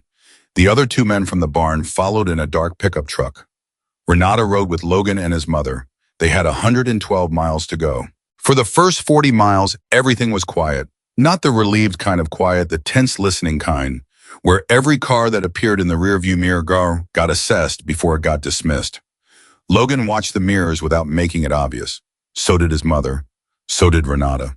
Though Renata did it with the practiced invisibility of someone who'd been doing it for years. At the 40-mile mark, Logan opened the wooden box again. He took out the USB drive and turned it in his hands. How do we know what's on it? He asked. I mean, we know what Billy said was on it, but we haven't verified. We trust Billy, Renata said. I do, Logan said, but Patricia Voss is going to need more than that. Renata looked at him. We'll need a laptop. There's one in the trunk, Sarah said from the front seat. Mine. I brought it this morning. I thought. She stopped. I don't know what I thought, I just brought it. Logan looked at the back of his mother's head and felt something enormous for her that he didn't have the vocabulary for yet. The way she had packed a laptop and driven her son to an abandoned concrete building at 7 in the morning, not knowing what was coming but bringing what might be needed. That was a specific kind of love, the kind that prepares without expecting. Renata reached over the seat and Sarah handed back the laptop without taking her eyes off the road. Logan plugged in the drive. It opened immediately. No password protection. Billy had wanted whoever found it to be able to use it. Logan understood that as a decision, not an oversight. His grandfather had trusted whoever would get here to be the right person. He had trusted Logan. The files were organized with a precision that Logan recognized as Billy's, the same methodical orderliness that had kept Billy's garage immaculate, that had kept his tools arranged by size and function, that had made his chili recipe the same perfect thing every single time. Billy had been building this case the way he built everything, patiently, carefully, one piece at a time, until the whole was undeniable. There were folders going back 18 years, financial records, spreadsheets, cross-referencing payments, names, dates, shell companies, communications, emails, and what looked like transcribed phone conversations, photographs, legal documents, a series of files labeled incident with dates beside them, and Logan opened one and read halfway through it before his stomach dropped. Renata, he said. She looked at the screen. This is a record of what happened to my father, Logan said. His voice was steady, but there was something underneath it that was working hard to stay quiet. Billy documented it. He investigated his own son-in-law's death and documented what he found. Renata leaned in and read quickly. Her expression didn't change, but she was very still for a moment. Logan, she said. I know, he said. Do you need a minute? No. He clicked to the next file. We keep moving. His mother hadn't said anything. She was watching the road and her shoulders were held very carefully, and Logan understood that she had probably known or suspected and had been carrying it for 9 years, and he was not going to fall apart in front of her when she hadn't allowed herself to fall apart in front of him. He kept reading. The documentation was extraordinary. Billy Walker had not been an educated man in the formal sense. He had not finished college, had not trained as an investigator or a lawyer. But he had been a deeply intelligent man with a gift for pattern recognition and an obsessive commitment to detail. Over 18 years, he had quietly, systematically built a case that a trained prosecutor would recognize immediately as workable. Names of Kane's associates who had moved into legitimate business positions. Financial trails between Kane's distribution company and a network of smaller operations in 4 counties. Records of properties and businesses that had changed hands under duress. Records of people who had been threatened, paid, or worse. And in a folder simply labeled Daniel were the records of what had happened to Logan's father on that dry, clear night on a familiar stretch of highway. Witness accounts. Billy had gathered himself, people who had been afraid to go to the police, but who had told Billy what they'd seen. Mechanical analysis from an independent specialist Billy had hired quietly years after the official investigation closed. Financial records showing a payment made through 3 shell companies to an account that traced back to a man who had subsequently moved out of state and died in an unrelated incident 4 years later. Billy had known. He had known exactly what happened and exactly who was responsible, and he had spent years turning that knowledge into proof. Logan sat with it for a long moment. Then he closed the folder and looked out the window. He got them, Logan said quietly. He got everything. He just needed someone to take it the rest of the way. That's what the jacket was for, Renata said. Quietly, not explaining, just saying it the way you say a thing out loud when you understand it for the first time. He couldn't take it himself. He was too close to it. Anyone he handed it to was at risk. But if it came from his bloodline, from someone who had standing and couldn't be easily discredited, someone young enough that discrediting them would look exactly as ugly as it was, that's a different position. Logan turned from the window. He was protecting me my whole life, he said. And at the same time, he was setting up the situation where I could do the one thing he couldn't. Yes, Renata said. He trusted me. He knew you, Renata said. Knowing you was enough. Logan looked down at the jacket, at the faded patch. He thought about Billy sitting on that porch in the early morning, watching the light change, saying, "You're going to be okay, whatever comes." He thought about how much that sentence held inside it that he hadn't heard until now. He thought about his father. He was not going to cry. Not right now. Later, yes. There would be time for that later, and it would need a lot of room, and he would let it, but not now. How far out, he asked. His mother checked the dashboard. 58 miles. Okay, Logan said and turned back to the laptop. He spent the next 40 minutes reading through the files, with Renata building a mental map of the case, its strongest points, its most direct lines of proof, the documents that would be most immediately actionable. Renata had 3 years of background knowledge on Kane's legitimate business face, and she annotated as Logan read, filling in the gaps, connecting names to faces to roles. It was the most focused Logan had ever been in his life. He didn't feel 17. He didn't particularly feel any age. He felt like someone with a job to do and the tools to do it and a clock running. 50 miles out, Jimmy's motorcycle appeared beside Sarah's window. He gestured to pull over. Sarah signaled and moved to the shoulder. Cole pulled up on the other side. The pickup came in behind them. Cole got off his bike and came to Logan's window. His expression was the expression of a man delivering information he wishes he didn't have. Jimmy picked up a tail, he said. Dark blue SUV, 4 cars back. It's been matching our speed for 30 miles. Logan felt the information land without letting his face change. Kane's, can't be sure, but the timing. It's Kane's, Logan said. Cole didn't argue. We have 2 options. We can split up, some of us create a diversion while the car head, or we can keep together and move faster and try to get to Voss before they decide to do something more than follow. What do they want? Sarah asked. She was turned around in her seat looking at Cole directly. 9 years of careful, quiet, controlled fear, and her voice was completely steady. Best case, they want to know where we're going and who we're meeting, Cole said. Worst case, they want to stop us from getting there. Can they stop us legally? Logan asked. Do they have anything that gives them a... No, Cole said. Whatever they do will not be legal.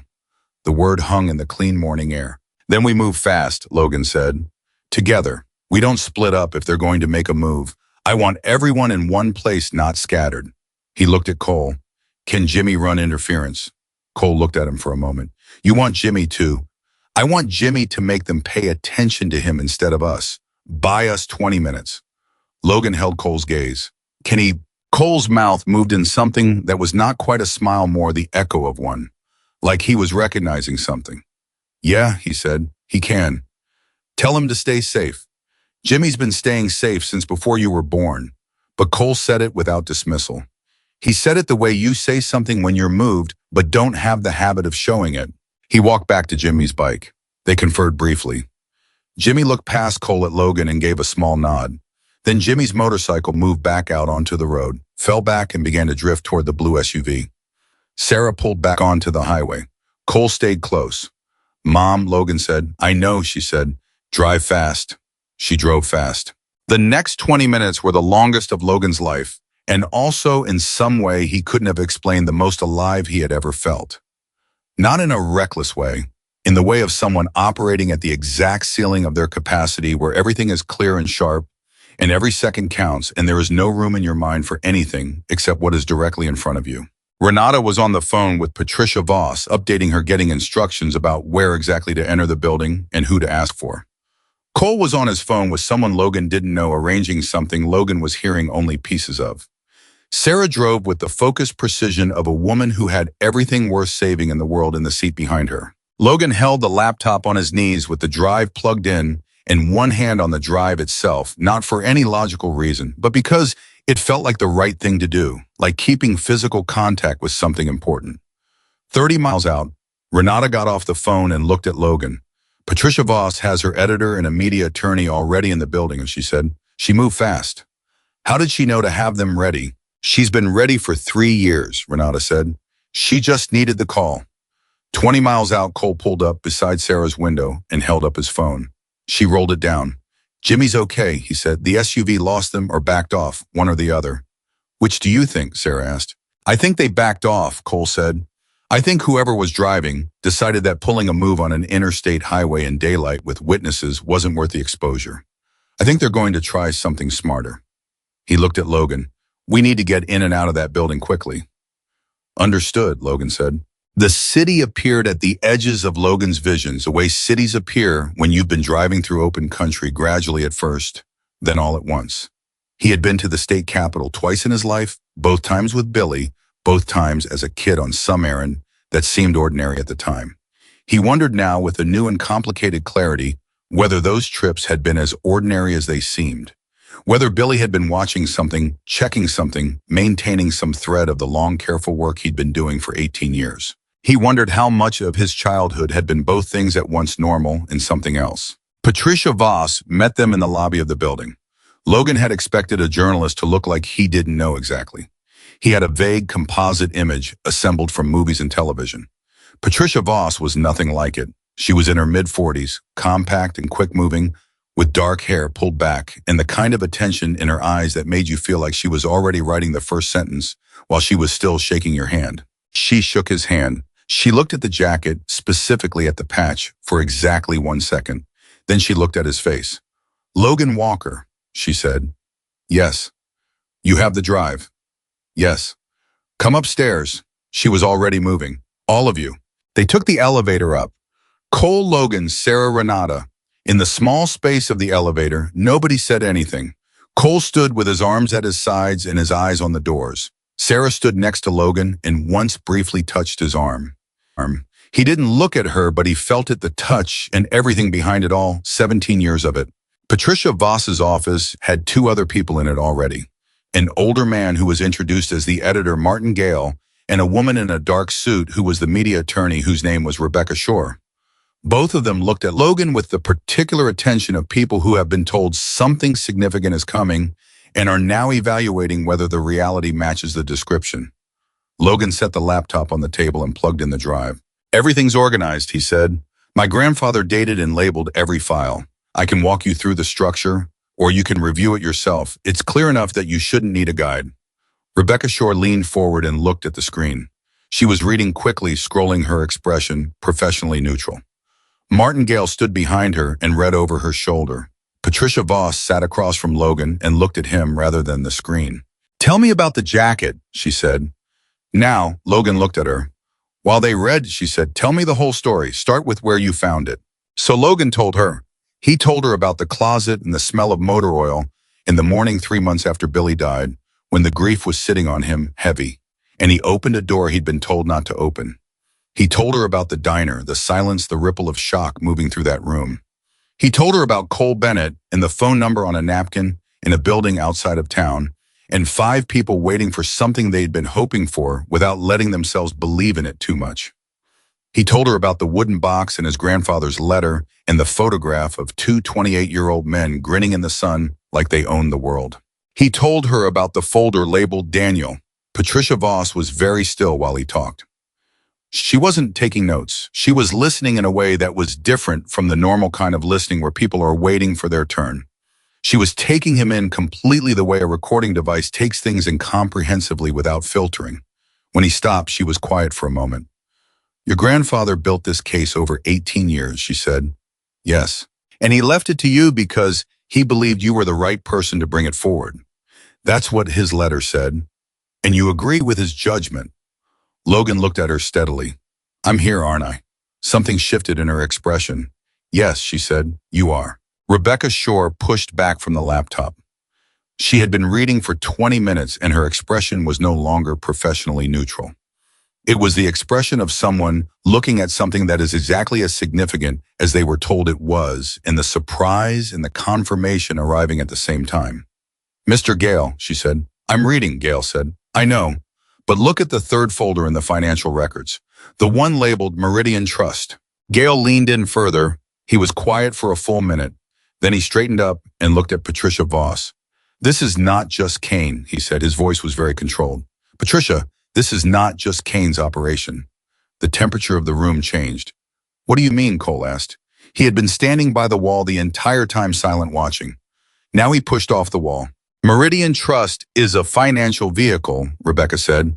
"It's not one of Kane's, She stopped, looked at Gale. "It's connected to 3 elected officials," Gale said. "In this state, one of them is currently—" "Don't say it out loud yet," Rebecca said quickly. She looked at Logan. "Your grandfather knew this." "He labeled the folder," Logan said. "He knew everything he put in those files." The room was silent in the way that rooms go silent when something significant is understood by everyone in them at the same moment. Cole said very quietly, "Billy, you absolute son of a gun." And there it was, the thing behind the thing. The reason Billy Walker had spent 18 years building this case and had still not felt ready to deliver it. Not because he was afraid of Kane. Not exactly, because what he had found was not just a criminal operation run by a dangerous man. It was a corruption that reached into the machinery of government itself, into people with the power to make investigations disappear, to redirect attention to shield men like Kane with the legitimacy of elected office. And Billy had documented all of it. Logan sat back in his chair. He felt the weight of what he was carrying shift and expand, not heavier exactly, but larger. Like a thing he'd been holding in his hands had just revealed that it was also holding things in its hands. "This changes the timeline," Patricia Voss said. She was already thinking forward. He could see it, the journalist's mind moving fast through implications and logistics. "A story this size can't be rushed. We need to verify every single connection. We need multiple independent sources for the political links. We need our legal team to—" "How long?" Logan asked. "Weeks," she said. "Minimum." "Weeks," Cole repeated. The word came out flat. "I know," Patricia said. She looked at Logan directly. "I know that's not what you want to hear, but if we rush this and anything is challenged, if any single element can be credibly disputed, it gives Kane and whoever is connected to him the opportunity to get ahead of it. We have one shot to do this right. One shot where it can't be buried, can't be discredited, can't be made to disappear." She paused. "Billy waited 18 years. I'm asking for a few weeks." Logan thought about that. He thought about the blue SUV on the highway, about Roy Decker in the diner, about Marcus Kane sitting in his respectable office in his respectable building, being comfortable in the way powerful men get comfortable when they have never been seriously challenged. In those weeks, Logan said, "Kane knows something is moving. He knows I exist. He knows Cole made contact. He will try to find out what we have." "Yes," Patricia said, "which means people around me are at risk." "Yes," she said again. She didn't soften it. He was grateful for that. "What protection can you offer?" She looked at Rebecca Shore. Rebecca said, "We can file documentation with our legal team today that establishes the chain of custody of the material. We can put people on record as sources. That's a degree of protection. Harming a named documented source of an active journalistic investigation creates its own exposure." A degree, Logan said. A meaningful degree, Rebecca said. Not a guarantee. Logan looked at Cole. Cole looked back at him with the eyes of a man who understood risk in the specific way that people understand it when they have lived inside it for a long time. We've been managing risk for 6 years, Cole said. We can manage it for a few more weeks. It's different now, Logan said. Before, Kane didn't know the drive existed. Now, even if he doesn't know exactly what we have, he knows something is in play. Yes, Cole said, it's different. They looked at each other. We can move your mother, Renata said. Mom, temporarily. There's a place. I'm not leaving, Sarah said. She said it the way she'd said things all morning, flat, final, without drama. I'm not going anywhere. Logan's not going anywhere. If we run, we look like we're running, and people who look like they're running make Kane feel safe. We stay. We live normally. We let Patricia and her team do their work, and we stay. Sarah, Cole started. No, she said. She wasn't angry. She was something past anger, something that had processed fear and come out the other side with something harder and calmer. Billy spent 18 years building this so that his family could stop being afraid. I am not spending the next few weeks being afraid. We stay. The room was quiet. Then Patricia Voss said, We'll post someone outside your house. Discreetly. Rebecca, get that arranged. Rebecca was already on her phone. Logan looked at his mother. She was looking straight ahead, chin up, the particular posture of a woman who has decided something and will not be moved from it. He recognized it. He had it too, apparently.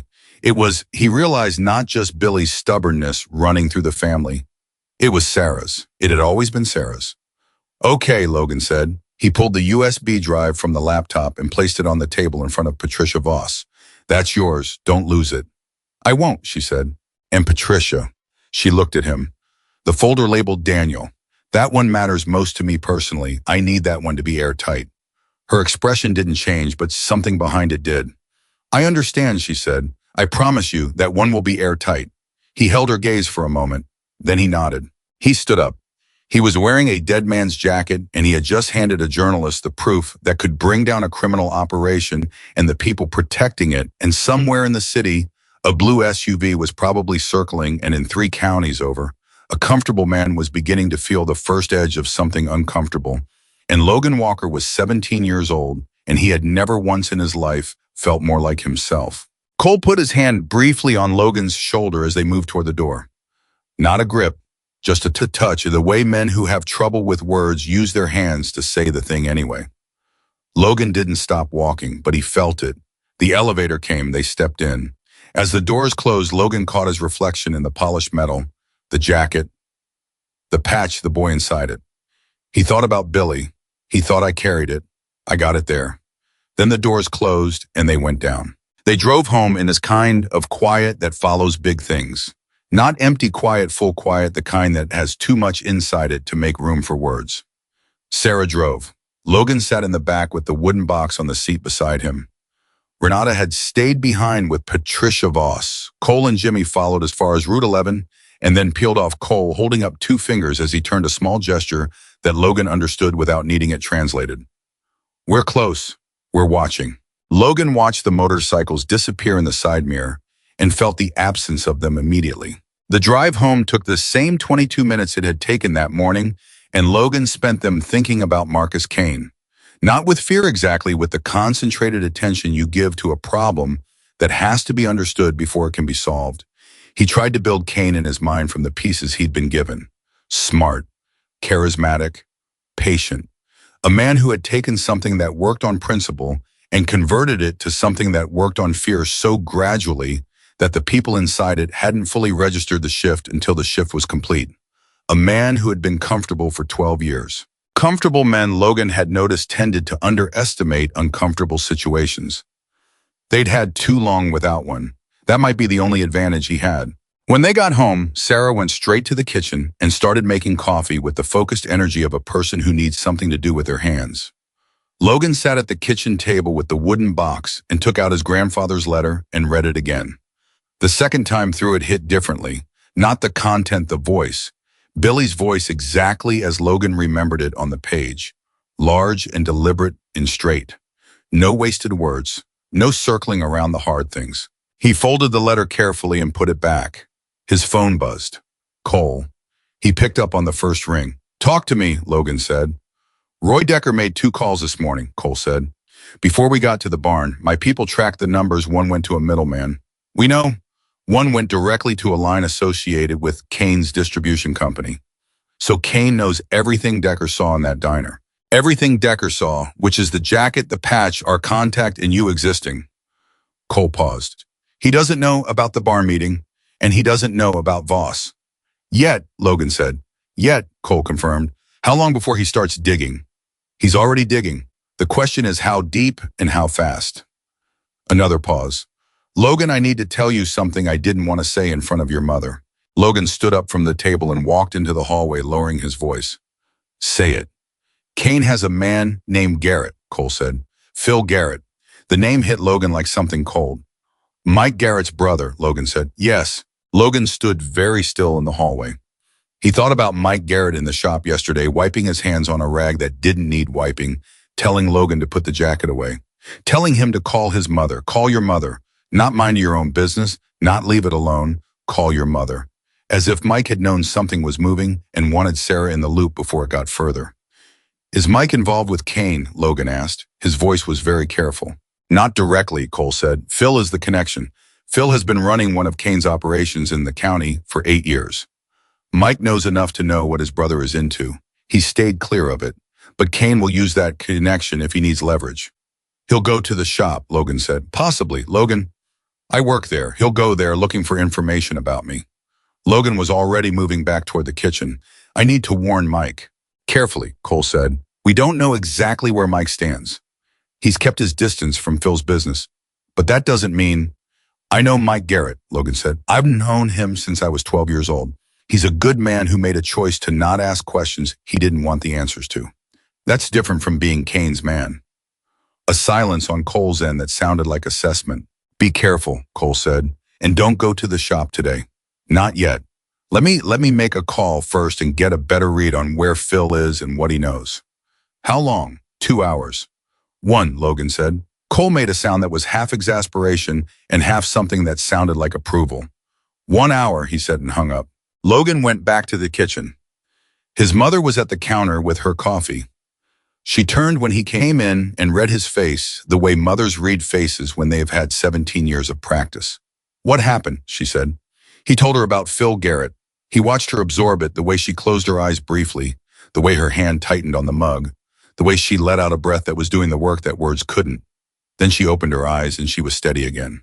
Mike told you to call me, she said, that first morning. Yeah. He was trying to get ahead of it, she said. He knew something was activated the moment you walked in wearing that jacket. He was trying to give us a warning without putting himself in the middle of it.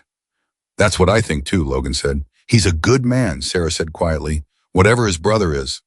I know. She set down her mug. Logan, if Kane starts applying pressure, and he will, that's who he is, that's how he operates. He finds the soft places and he presses. He's going to look at everyone around us. Mike, yes, but also your school, your coaches, people in this town who know us. She paused. He's going to try to make staying feel costly. He's going to try to make it feel easier to step back. We talked about this at Voss's office, Logan said. You told Cole we were staying. I know what I said, she said. I'm not changing it. I want you to be ready. It's going to get uncomfortable before it gets better. How uncomfortable? She looked at him steadily. Your father's death was ruled an accident, she said, by law enforcement in this county. If Kane has connections in county government, which we now know he does, then there are people whose careers depend on that ruling staying what it is. People who have a professional and personal reason to resist the truth coming out. She paused. They will not be passive about it. Logan thought about a Daniel folder on the drive, about the witness accounts Billy had gathered, about the independent mechanical analysis, about the payment through shell companies to a man who had subsequently moved out of state. The truth is documented, he said. I know, Sarah said, but documented truth and justice are two different things. They need to be connected by people who are willing to see that through. Patricia Voss is one of those people. We need more. The phone buzzed again. Not Cole this time. An unknown number. Logan looked at it for a second, answered. Logan Walker, said a voice he'd never heard before. Male mid-40s even, and measured in a way that was practiced rather than natural. My name isn't important. What's important is that I'm calling as a courtesy. Every nerve in Logan's body sharpened. A courtesy, he said. Your grandfather was a man I respected, the voice said. Even when we disagreed, I want you to know that. And I want you to know that what happened to your father was not something I sanctioned or endorsed. I want to be clear about that. Logan's hand had tightened on the phone without him deciding to tighten it. He made himself loosen it. He needed to think, not react. Then what are you calling to tell me? I'm calling to tell you that there are people in this situation who want a quiet resolution, the voice said.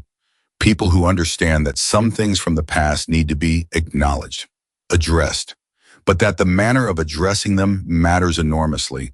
A public disclosure at this scale affects many people. Some of them are guilty, some of them are adjacent. People who made poor choices in difficult circumstances rather than the architects of those choices. You want to negotiate, Logan said, a pause. I want to have a conversation. You're calling a 17-year-old kid, Logan said, on an unknown number, hours after he handed documentation to a journalist. That's not a conversation, that's a pressure test. Silence. Who are you, Logan said. Someone who can make this easier for your family, the voice said, or considerably harder. Logan felt the words land and assessed them without letting them in further than his analytical mind. He understood exactly what this was. Kane had people in positions who were watching for exactly this situation, had protocols for exactly this situation, and this call was the first move of a very specific game. The carrot and the stick in the same sentence. Easier or harder? He thought about what his grandfather had written. Power should protect the weak, not control them. I want you to listen carefully, Logan said. His voice was calm, completely calm. The material is already with the journalist. It's been logged, documented, and witnessed by a media attorney. Multiple people outside this phone call know what's on that drive and where it came from. If anything happens to anyone in my family or to anyone associated with what we've started, the timeline for publication accelerates rather than pauses. He paused. You're not calling because you have power here. You're calling because you've realized you don't. So I'm going to ask you one more time, who are you? A longer silence this time. My name is Dennis Farrow, the voice said. I'm a county commissioner. The name was in the files. Logan knew it without having to think about it, one of the names in the Meridian Trust folder. Not prominently, adjacently, a signature on documents he might have been able to claim he didn't fully understand. But there. Mr. Farrow, Logan said, I suggest you call a lawyer, a good one, not one with connections to Marcus Kane, because those connections are also documented. He paused one more time. Don't call this number again. He hung up. He stood in the kitchen hallway with the phone in his hand and felt something very specific moving through him, not triumph, not fear. Resolution, the particular settled feeling of having passed a test you didn't study for because you didn't need to. His mother was in the kitchen doorway looking at him. She had heard enough. Farrow, she said, you know the name. Billy mentioned it once, she said, 3 years ago, just in passing. He said, Farrow is the one who surprised me the most. She paused. I didn't ask what he meant. He meant that someone he might have expected to be better made a choice to be worse, Logan said. And Billy documented it. Sarah looked at her son for a long moment. You handled that well, she said quietly.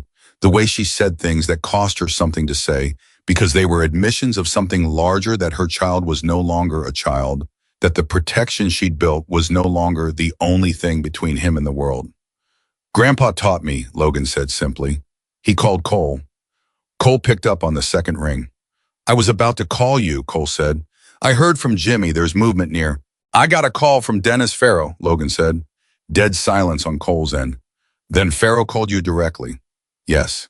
He identified himself. I pushed him too. He gave me his name. Logan recounted the conversation quickly, keeping it clean and factual. Cole listened without interrupting. When Logan finished, Cole said, he's scared. I know. Scared men make unpredictable moves. I know that too, Logan said, which is why I need to talk to Mike Garrett now, not in an hour.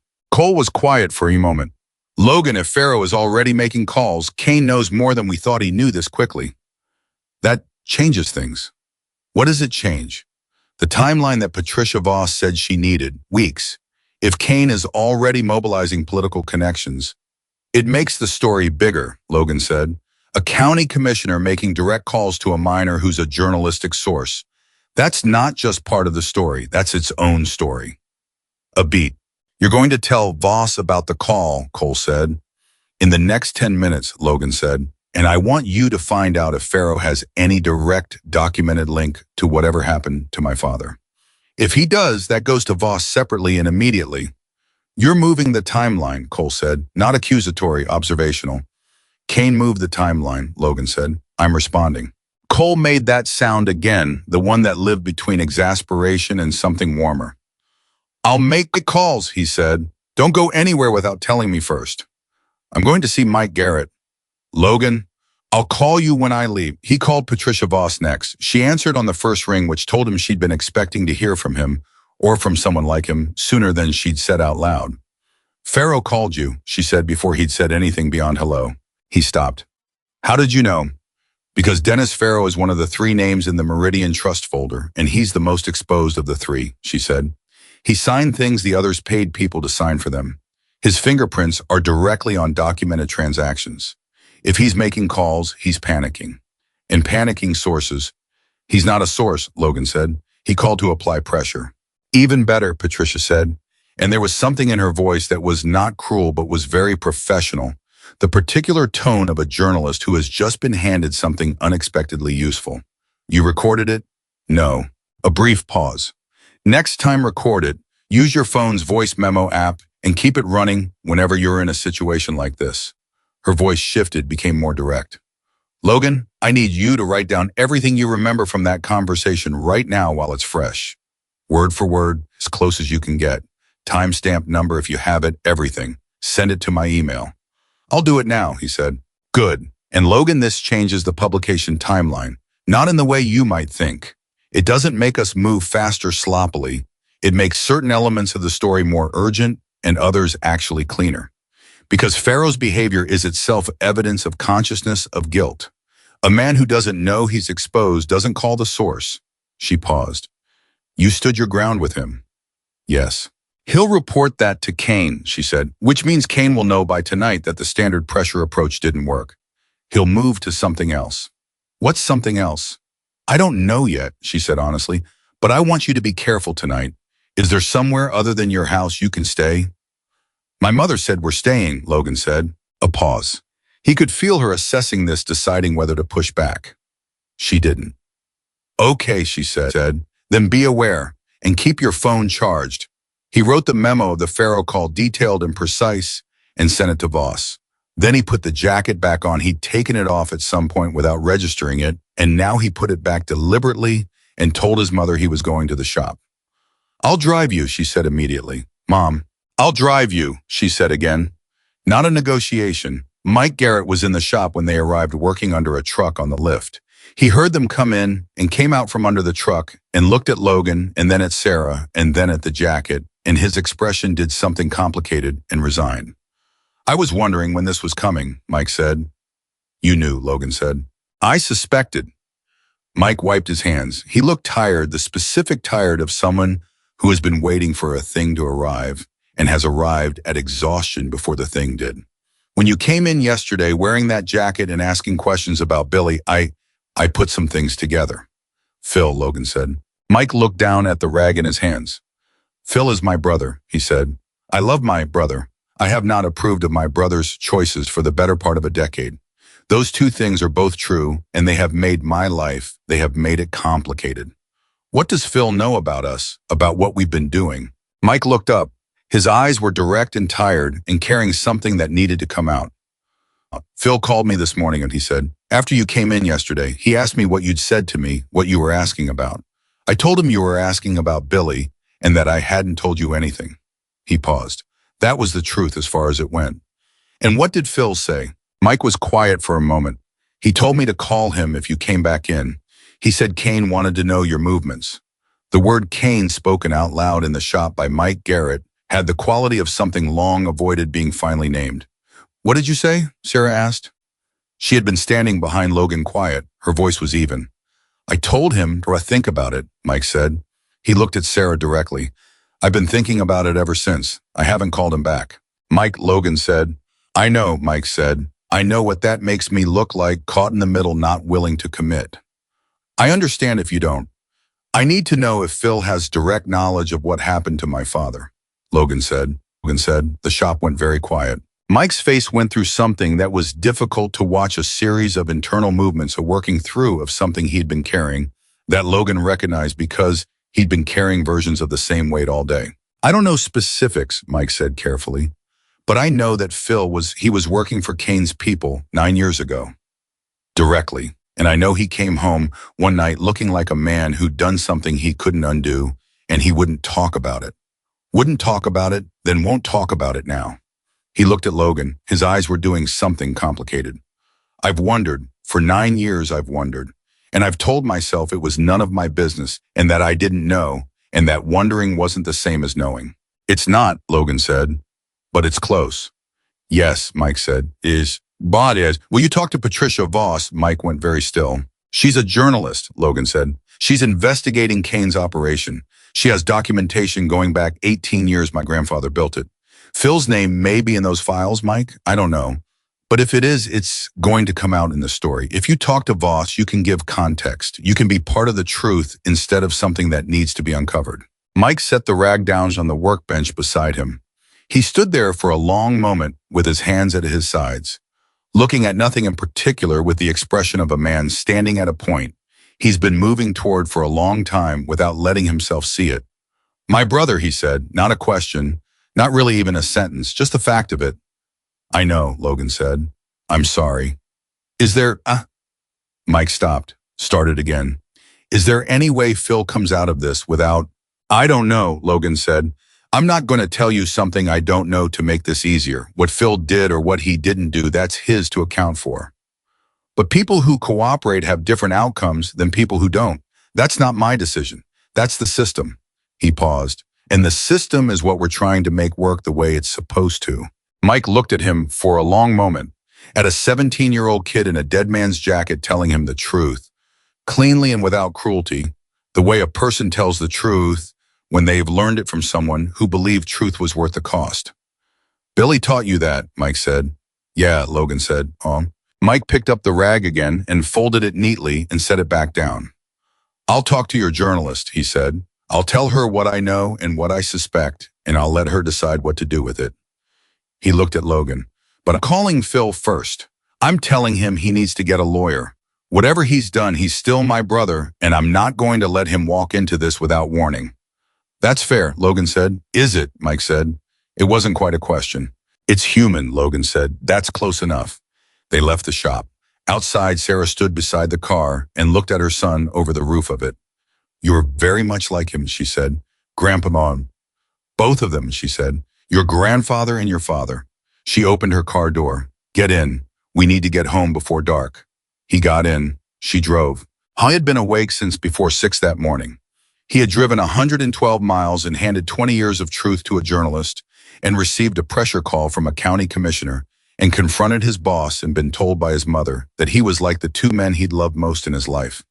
He was 17 years old and he was more tired than he'd ever been and more awake at the same time, in that specific way where exhaustion and purpose are running parallel and neither one is winning. He leaned his head against the window and watched the town go by. His phone buzzed. Cole. Talk to me, Logan said. Patricia Voss just called me, Cole said. She read the Faro memo. She pulled a thread on the Meridian Trust files tonight. She found something we didn't catch on the first read. Logan sat up. What?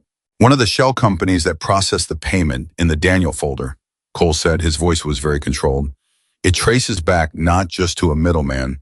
It traces back directly to a named account, a specific person. Who, Logan said. Cole said the name. Logan went completely still. Outside the window, his hometown moved past him in the early evening light, ordinary and familiar, the same streets he'd ridden his bike on since he was 8 years old. The same town where his father had driven a familiar road on a clear night and not come home. He said, Are you sure? Patricia's attorney confirmed it an hour ago, Cole said.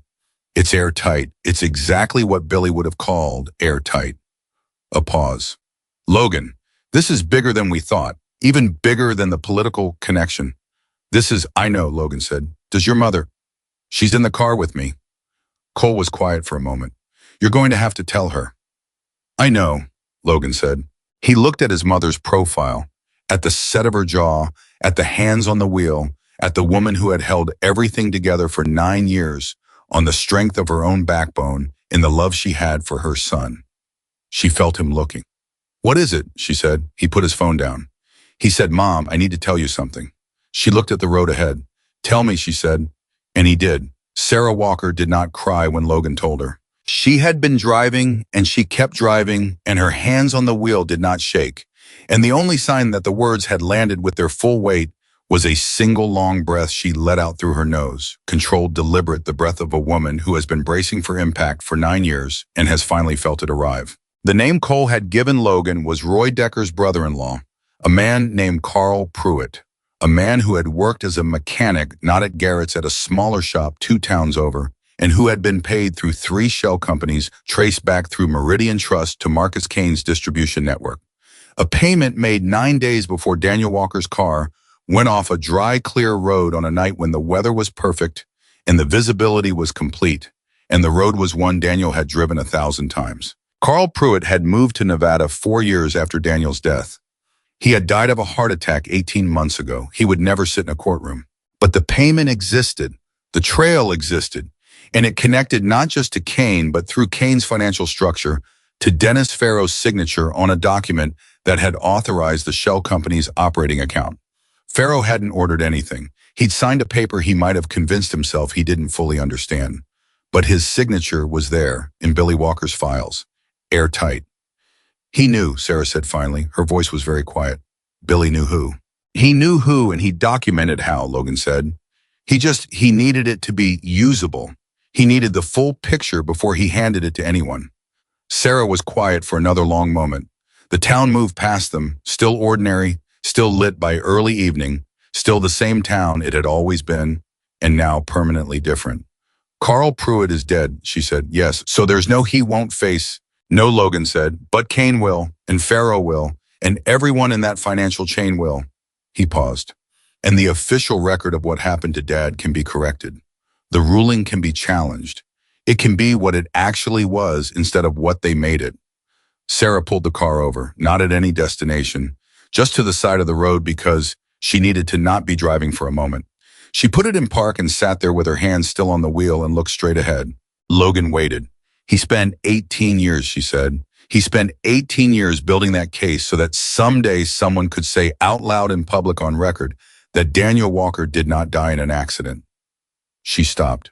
Her jaw moved. That's what he was doing all that time. That's what all of it was for. Yes, Logan said. She turned and looked at her son. Her eyes were bright, but her expression was something past tears, something on the other side of tears that is harder and quieter and in some ways more powerful. Then we finish it, she said. Yes, Logan said. We do. She put the car back in drive. They didn't talk the rest of the way home, but it was a different kind of silence than the ones that had come before it.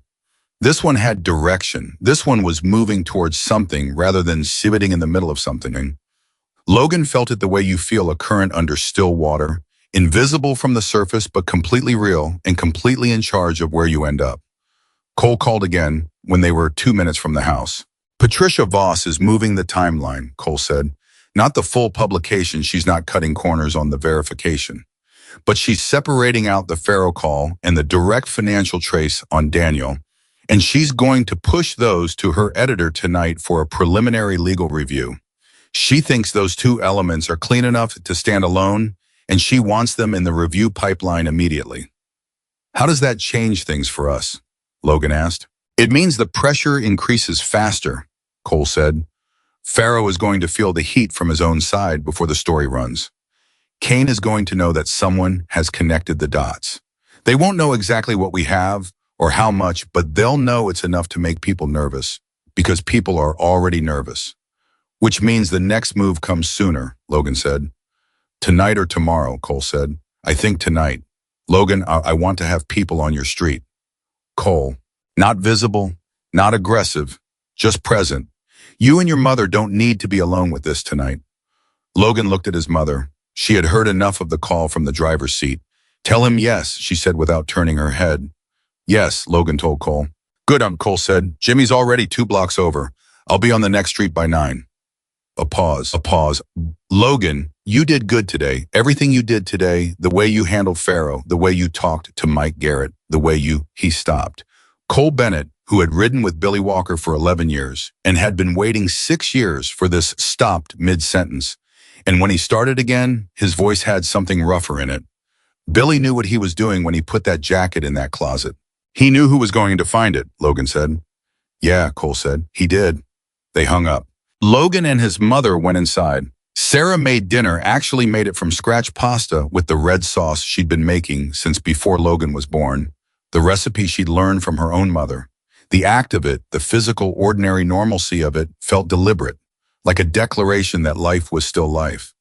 Logan sat at the kitchen table and watched her move through the kitchen and felt the specific ache of loving someone that fiercely and knowing exactly how much they were carrying.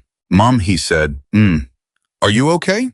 She turned from the stove and looked at him with a look that said, that's a complicated question, and also I love you for asking it. I will be, she said. I'm not there yet, but I can see it from here. He nodded. Are you, she asked. I thought about it honestly, the way she'd asked it honestly. I don't know what okay is supposed to feel like right now, he said.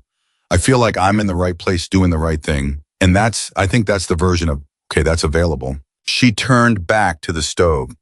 That's the version your grandfather lived in for 18 years, she said. He used to say that peace of mind isn't the absence of problems. It's knowing which fight you're in and believing it's worth fighting. He said something like that to me once, Logan said. Different words. He said everything multiple times, Sarah said, and there was the beginning of a real smile in her voice, the first one all day. Just different words each time. They ate dinner at the kitchen table, the way they had eaten 1,000 dinners at the kitchen table with the comfortable, ordinary rhythm of two people who know each other's habits and silences. Logan ate 2 helpings. Sarah ate one and drank another cup of coffee. Outside somewhere 2 blocks over, Jimmy Reeves was watching the street. 2 streets over, Cole Bennett would be there by 9. At 8:30, Logan's phone rang. Patricia Voss. Rebecca Shore finished her preliminary review, Patricia said, without preamble, the way she operated. The Pharaoh call memo combined with the Daniel financial trace, she's calling it, publication ready, pending one additional verification. What verification? The account that received Pruitt's payment, Patricia said. It's been traced to Kane. We need one additional source to confirm Kane's operational control of that account on the relevant dates. One more independent confirmation, and we run the Daniel piece as a standalone separate from the full Kane investigation. A standalone piece, Logan said. On my father. On what happened to your father and who is financially documented as responsible, Patricia said. It runs with your grandfather's documentation as the primary source, your account as corroborating narrative, and whatever Rebecca clears for publication from the financial trail. She paused.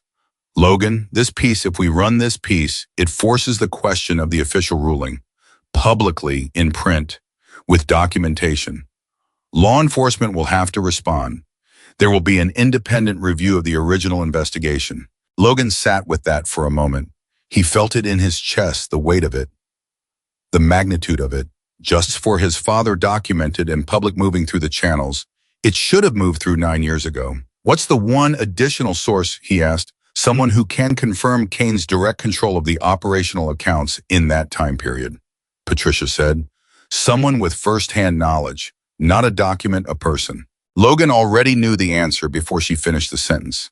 He had known it in some part of him since he'd sat in Mike Garrett's shop this afternoon and watched Mike fold a rag and set it down. Mike Garrett told me his brother was working directly for Kane 9 years ago, Logan said. Directly, and that Phil came home one night looking like a man who'd done something he couldn't undo. Phil Garrett, Patricia said. She was quiet for a moment. If Phil Garrett will speak to us on record. Mike said he was calling Phil tonight to tell him to get a lawyer, Logan said. Mike said he'd talk to you. He didn't commit to Phil. I understand, Patricia said. Mike's testimony about Phil's involvement and state of mind may be enough for the confirmation we need depending on what he's willing to say. A pause. Can you call Mike tonight? Logan looked at the clock, 8:40. He looked at his mother, who was watching him from across the table. "I'll call him," he said.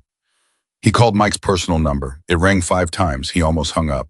Then Mike answered, and his voice had the quality of a man who had spent the last several hours in a very difficult internal conversation with himself. "I figured you'd call," Mike said. "Phil," Logan asked. "I called him," Mike said. "I told him to get a lawyer." A pause that lasted several seconds and held a great deal. "He cried, my brother?"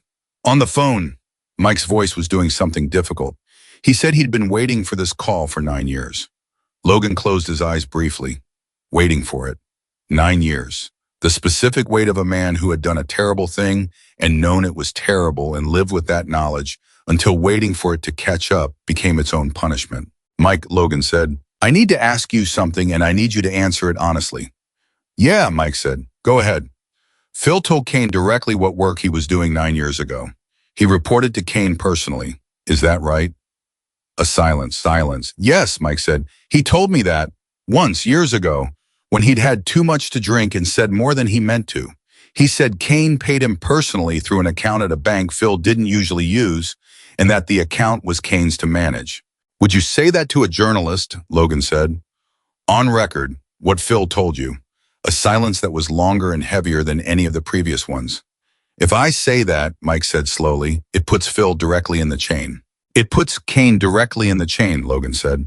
"Phil is already in the chain. What you'd be doing is confirming what the financial documents already show." He paused. "Mike, my father is dead. He's been dead for 9 years, and the official record says it was an accident. Patricia Voss can correct that record, in print, with documentation, but she needs one more confirmation." Mike was quiet for a long time. Logan waited. He did not push. He had learned from a man who'd known the value of patience that there are moments when the most powerful thing you can do is simply hold the space and let someone find their own way to the truth. "My brother did a terrible thing," Mike said finally. His voice was rough, worn, the voice of a man setting down something he'd been carrying for a very long time. I don't think he understood fully what he was agreeing to. I don't think he knew what they were going to use. I have to believe that. Because Phil is my brother, and I've known him his whole life, and I have to believe he didn't know what they were going to do to your father. Father, he stopped. "But that doesn't change what happened, and it doesn't change the fact that I've known enough to say something 4 years and didn't." Another stop, longer. "Yes," he said. "I'll talk to your journalist. I'll say what I know." "Thank you," Logan said. He meant it completely and without performance. "Don't thank me," Mike said quietly. "This should have happened 9 years ago. It should have happened before Phil ever said yes to a man like Kane." His voice flattened out into the specific kind of grief that carries guilt inside it. "Tell your mother I'm sorry. I know I should say it to her myself. I will. But tell her tonight." "I will," Logan said. He hung up and looked at his mother and said, "Mike Garrett is going to talk to Voss.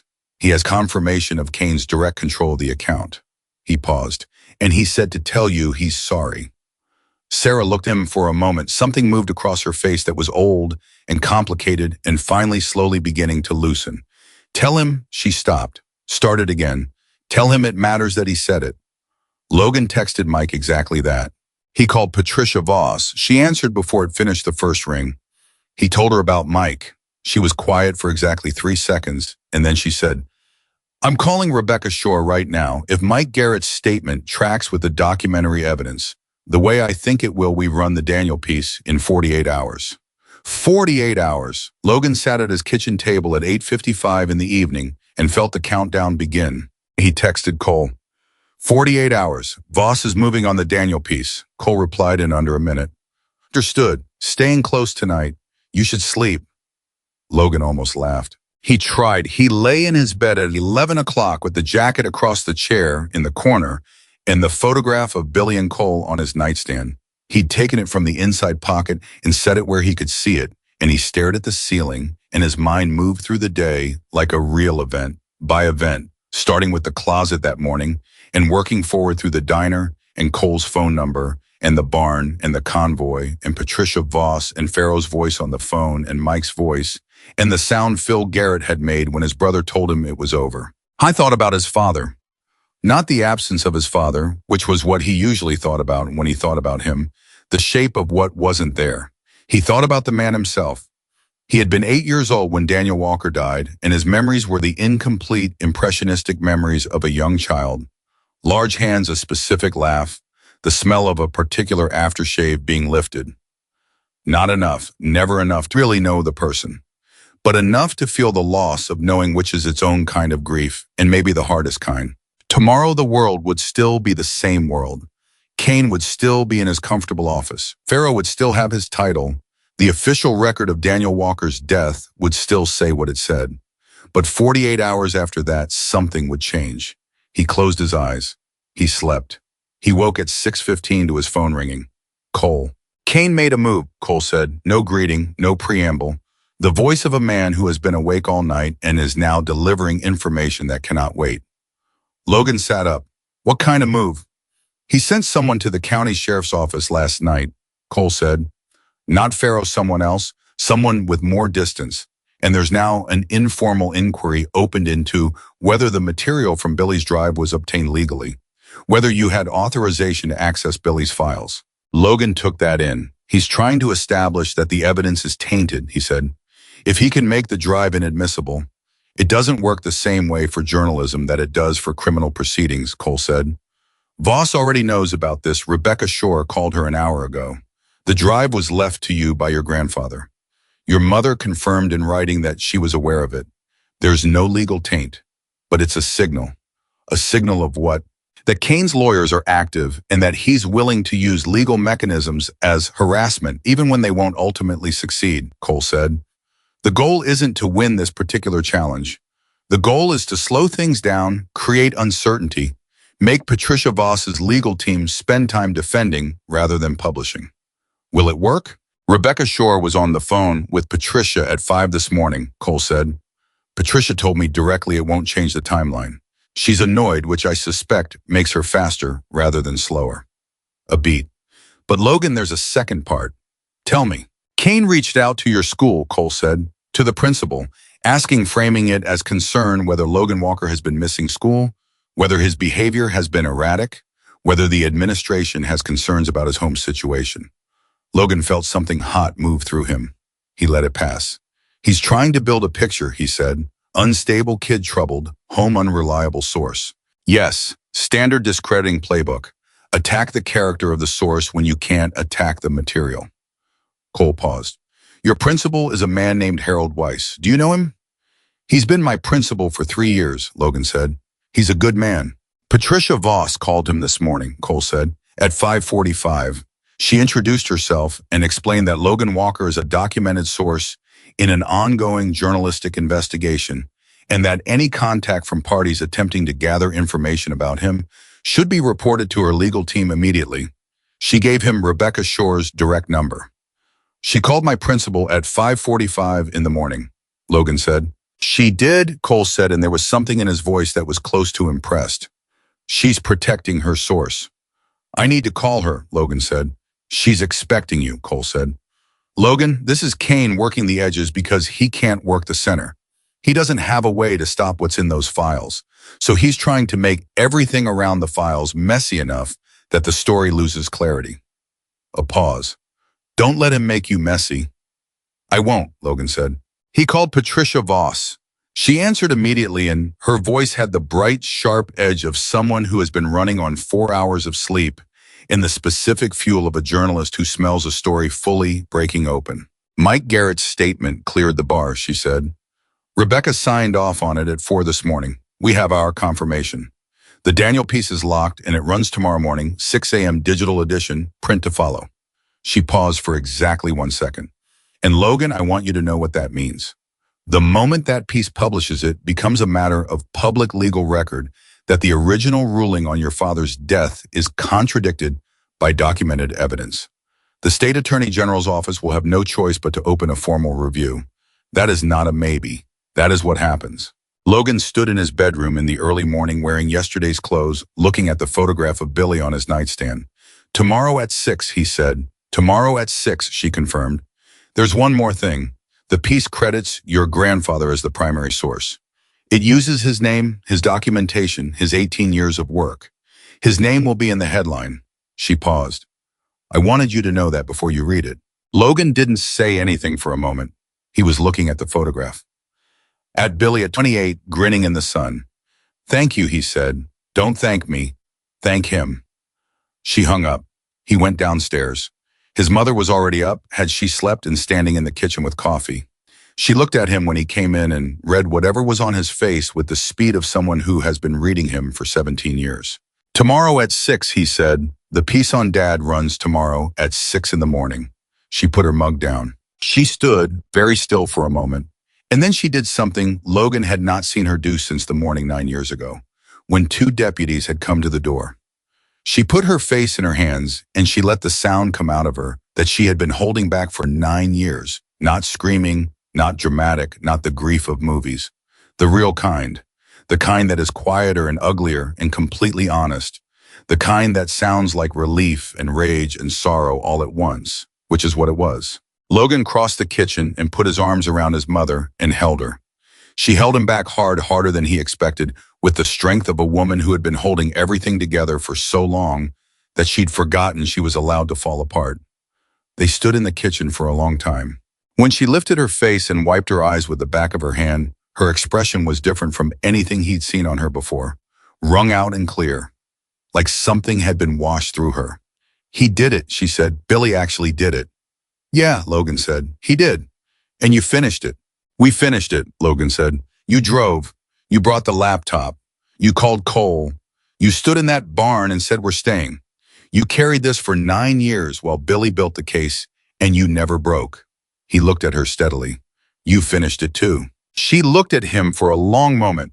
Then she picked up her coffee mug and handed him a cup and sat down at the kitchen table. And he sat across from her, and they sat together in the morning quiet of the house that Billy had built his life to protect, and they waited for tomorrow. The day passed the way days do when you are waiting for something large, partly slowly and partly too fast, never at the right speed, the hours behaving badly. Cole checked in twice, Jimmy once. Renata called to say that she had been informed about the publication timeline and that she was spending the day reaching out to 2 of the families in the 4 counties that Kane's operation had affected for years, families who didn't yet know that something was about to change for them. Patricia Voss called at 3 in the afternoon with one final question. Would Logan agree to be named in the piece, not as the primary source, as the person who had carried the evidence forward? His name, his age, his grandfather's jacket. It makes you visible, Voss said. More visible than you already are. It takes away any ambiguity about who you are and what you did. Will it help the story? Logan asked. It makes the story human, she said. Documents are documents. A 17-year-old kid who found a jacket in a closet and followed it to the truth. That's the story people understand. That's the story that makes people care enough to demand the review. Then yes, Logan said. Use my name. At 4:30, Logan got a call from a number he didn't recognize. He almost didn't answer. He answered. It was a woman's voice. Older. Careful. My name is Irene Holloway, she said. I live in Calvert County. I don't know if my name means anything to you. It did. It was in Billy's files, a family that had been pressured into selling a piece of property 12 years ago, pressure that Logan had read about in one of the incident folders. A family that had lost something and had been told there was nothing they could do about it. I know your name, Logan said. A pause. Someone called me today, a woman named Renata.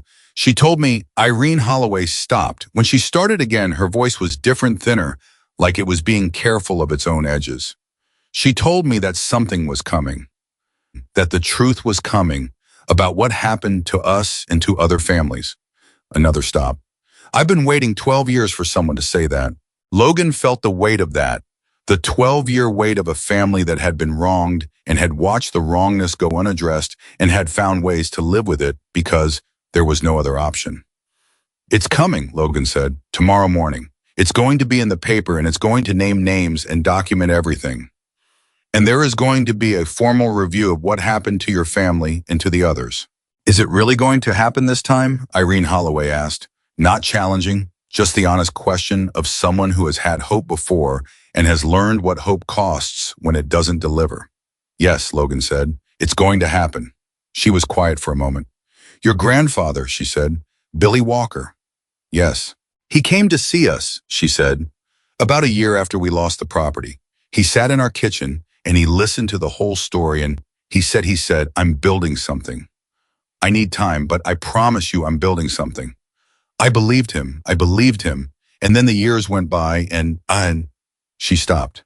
I kept believing him, even when it was hard, because he meant it when he said it. You could tell. He meant it, Logan said. His voice was steady. He made it steady. He meant every word of it, and he spent 18 years making sure it was real before he handed it on. And then he handed it on. To you, she said. To me. You must be something, Irene Holloway said quietly, for him to have trusted you with that. Logan looked at the jacket on the hook by the door where he'd hung it when he came home. The cracked leather, the faded patch, the thing that had silenced a room and opened a door and carried 18 years of truth from a closet to a journalist's desk in the course of 2 days. He raised me, Logan said simply. Whatever I am, he made it.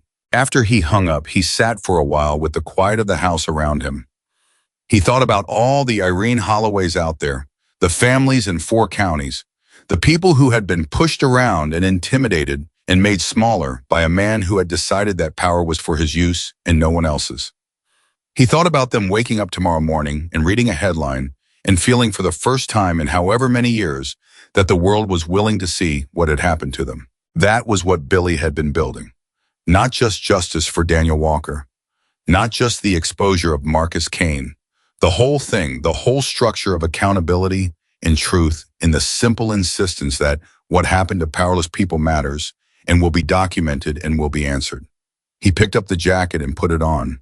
His mother came into the hallway and stopped when she saw him in it. She looked at him for a moment. Are you going somewhere? She said. No, he said. I wanted to wear it.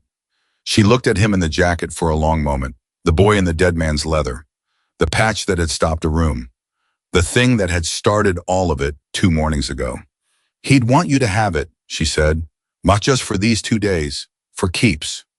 I know, Logan said. I think I always knew that. He wore it to dinner. He wore it while they watched something forgettable on television, his mother on one end of the couch and him on the other, in the comfortable, ordinary rhythm of 2 people sharing a room. He wore it at 10 o'clock when Cole texted to say goodnight and that everything was quiet on the street and to try to sleep. He set an alarm for 5:50. He slept. The alarm woke him in the thin gray light that comes before sunrise, the specific light of early morning that belongs to people who are up ahead of the day. He got up. He didn't shower or change. He sat at his desk with his laptop, and he waited with the jacket on because it felt right to be wearing it for this. At 6 o'clock exactly, the page refreshed. The headline read, William Billy Walker's 18-year investigation exposes death cover-up and criminal network, spanning 4 counties. Below it in the second line, documentary evidence links Kane distribution, network, and county official to 2017 highway death ruled accidental. Below that, the byline, Patricia Voss. And in the third paragraph of the piece, his name, Logan Walker, 17, the grandson of William Walker, whose discovery of his grandfather's documentation 2 days ago set this investigation in motion. He read the whole piece, all of it, carefully the way Billy had taught him to read important things, not for speed, for understanding.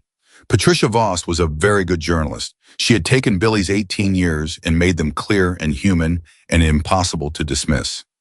She had taken the Daniel documentation and presented it with the precision of someone who understood exactly what she was saying and exactly what it required to happen next. She had taken the financial chain and the Meridian Trust connection and Pharaoh's name and presented it cleanly with the specific restraint of someone who trusts documented facts to speak for themselves because they do. She had taken Mike Garrett's statement and handled it with care. Phil's role acknowledged the complexity of Phil's position, neither minimized nor sensationalized the focus kept on Kane and on accountability rather than on one frightened man who'd made a terrible choice. And she had taken Billy. She had made Billy real, not a legend, not a symbol, a man stubborn and patient and faithful to a promise who had spent 18 years in the quiet of his own life, building a case that he could not be sure would ever be used because he believed it was the right thing to do regardless. Logan finished reading. He sat for a moment. Then he went to his mother's room and knocked on the door, and when she said, "Come in," he opened it. She was sitting up in bed with her phone already in her hand, which meant she'd seen the notification, which meant she'd set an alarm too. "I read it," she said. "Me too," he said. She looked at him in the jacket in the early morning light. It's real, she said, like she needed to say it out loud to confirm it. It's really out there. It's really out there, he said. Her phone started ringing. She looked at the screen. Renata. I'll let you take that, Logan said and stepped back out into the hallway and closed her door gently. He went downstairs. He made coffee, badly nothing like Sarah's, but hot and strong. He stood at the kitchen counter and drank it and listened to the house. Somewhere outside a car started. A dog barked twice and stopped. The ordinary sounds of a morning that was also not ordinary at all. His phone buzzed steadily for the next hour. Cole, Jimmy, Donna Reeves, Mike Garrett. A text that said only 3 words, talk to Phil. He read it and knew what it meant without needing the rest of it. Phil Garrett, 9 years after a night he couldn't undo, had finally started talking. Whether that was courage or relief or both, Logan didn't know. He texted back, thank you. Tell him it matters. At 7:15 his phone rang with a number he recognized now, Rebecca Shore. The State Attorney General's office opened a formal review of the 2017 ruling on Daniel Walker's death at 7:03 this morning, she said. 47 minutes after publication. That is the fastest response I have seen in 30 years of media law. Logan closed his eyes. He stood in his kitchen with bad coffee and his grandfather's jacket and the sound of his mother's voice coming faintly from upstairs, where she was still on the phone with Renata, and he felt something that he didn't have a name for yet, but that was the closest thing to what justice feels like when it first starts to move. What happens now? He asked. The review investigates the original ruling, Rebecca said. If the evidence supports a finding of non-accidental death, and the evidence is extensive and documented, the ruling gets corrected. There may be criminal referrals.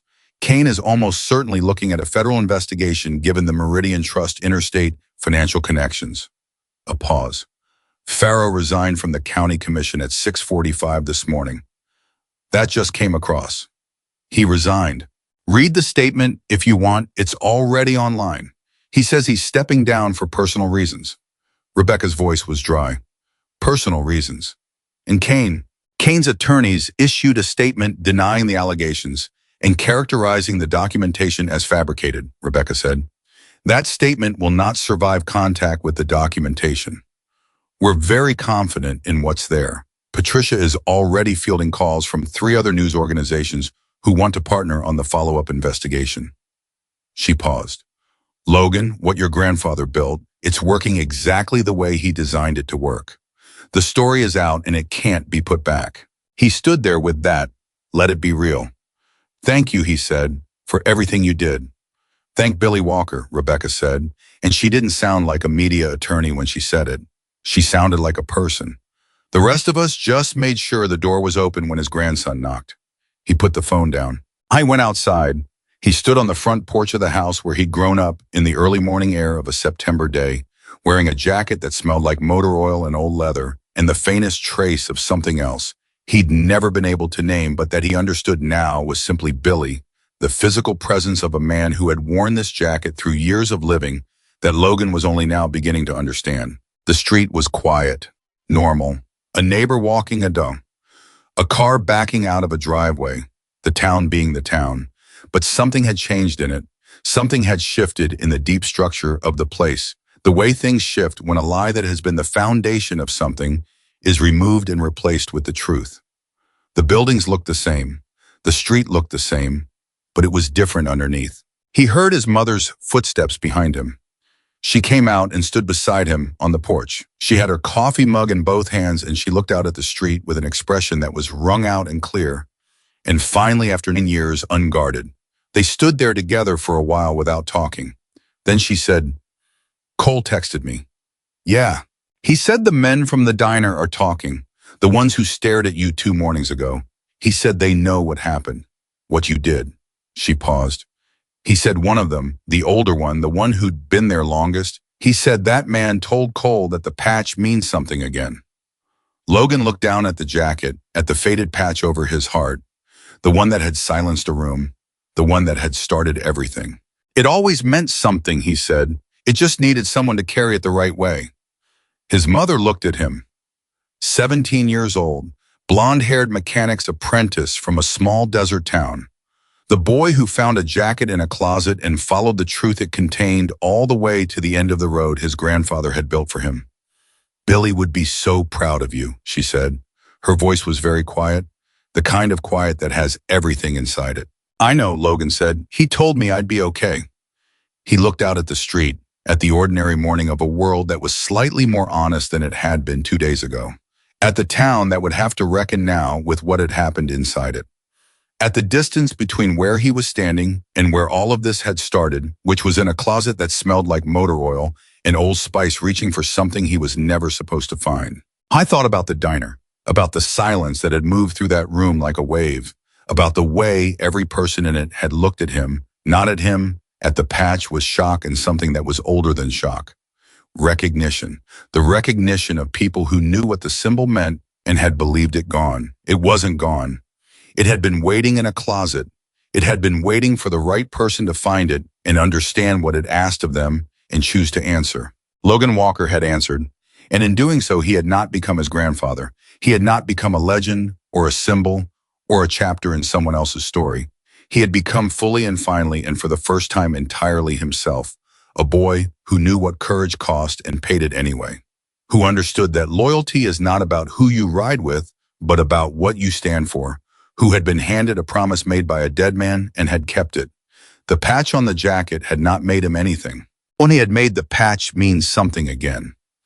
And that all of it, every moment of the 2 days and the 18 years before them, and the 9 years of silence, in the morning of the closet, in the diner, in the barn, in the convoy, in the journalist's desk, and his mother's voice, and Cole Bennett's hand on his shoulder, and Irene Holloway on the phone saying, "You must be something."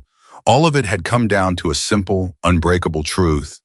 Billy Walker had raised a boy who kept his word. And that was enough. That had always been enough.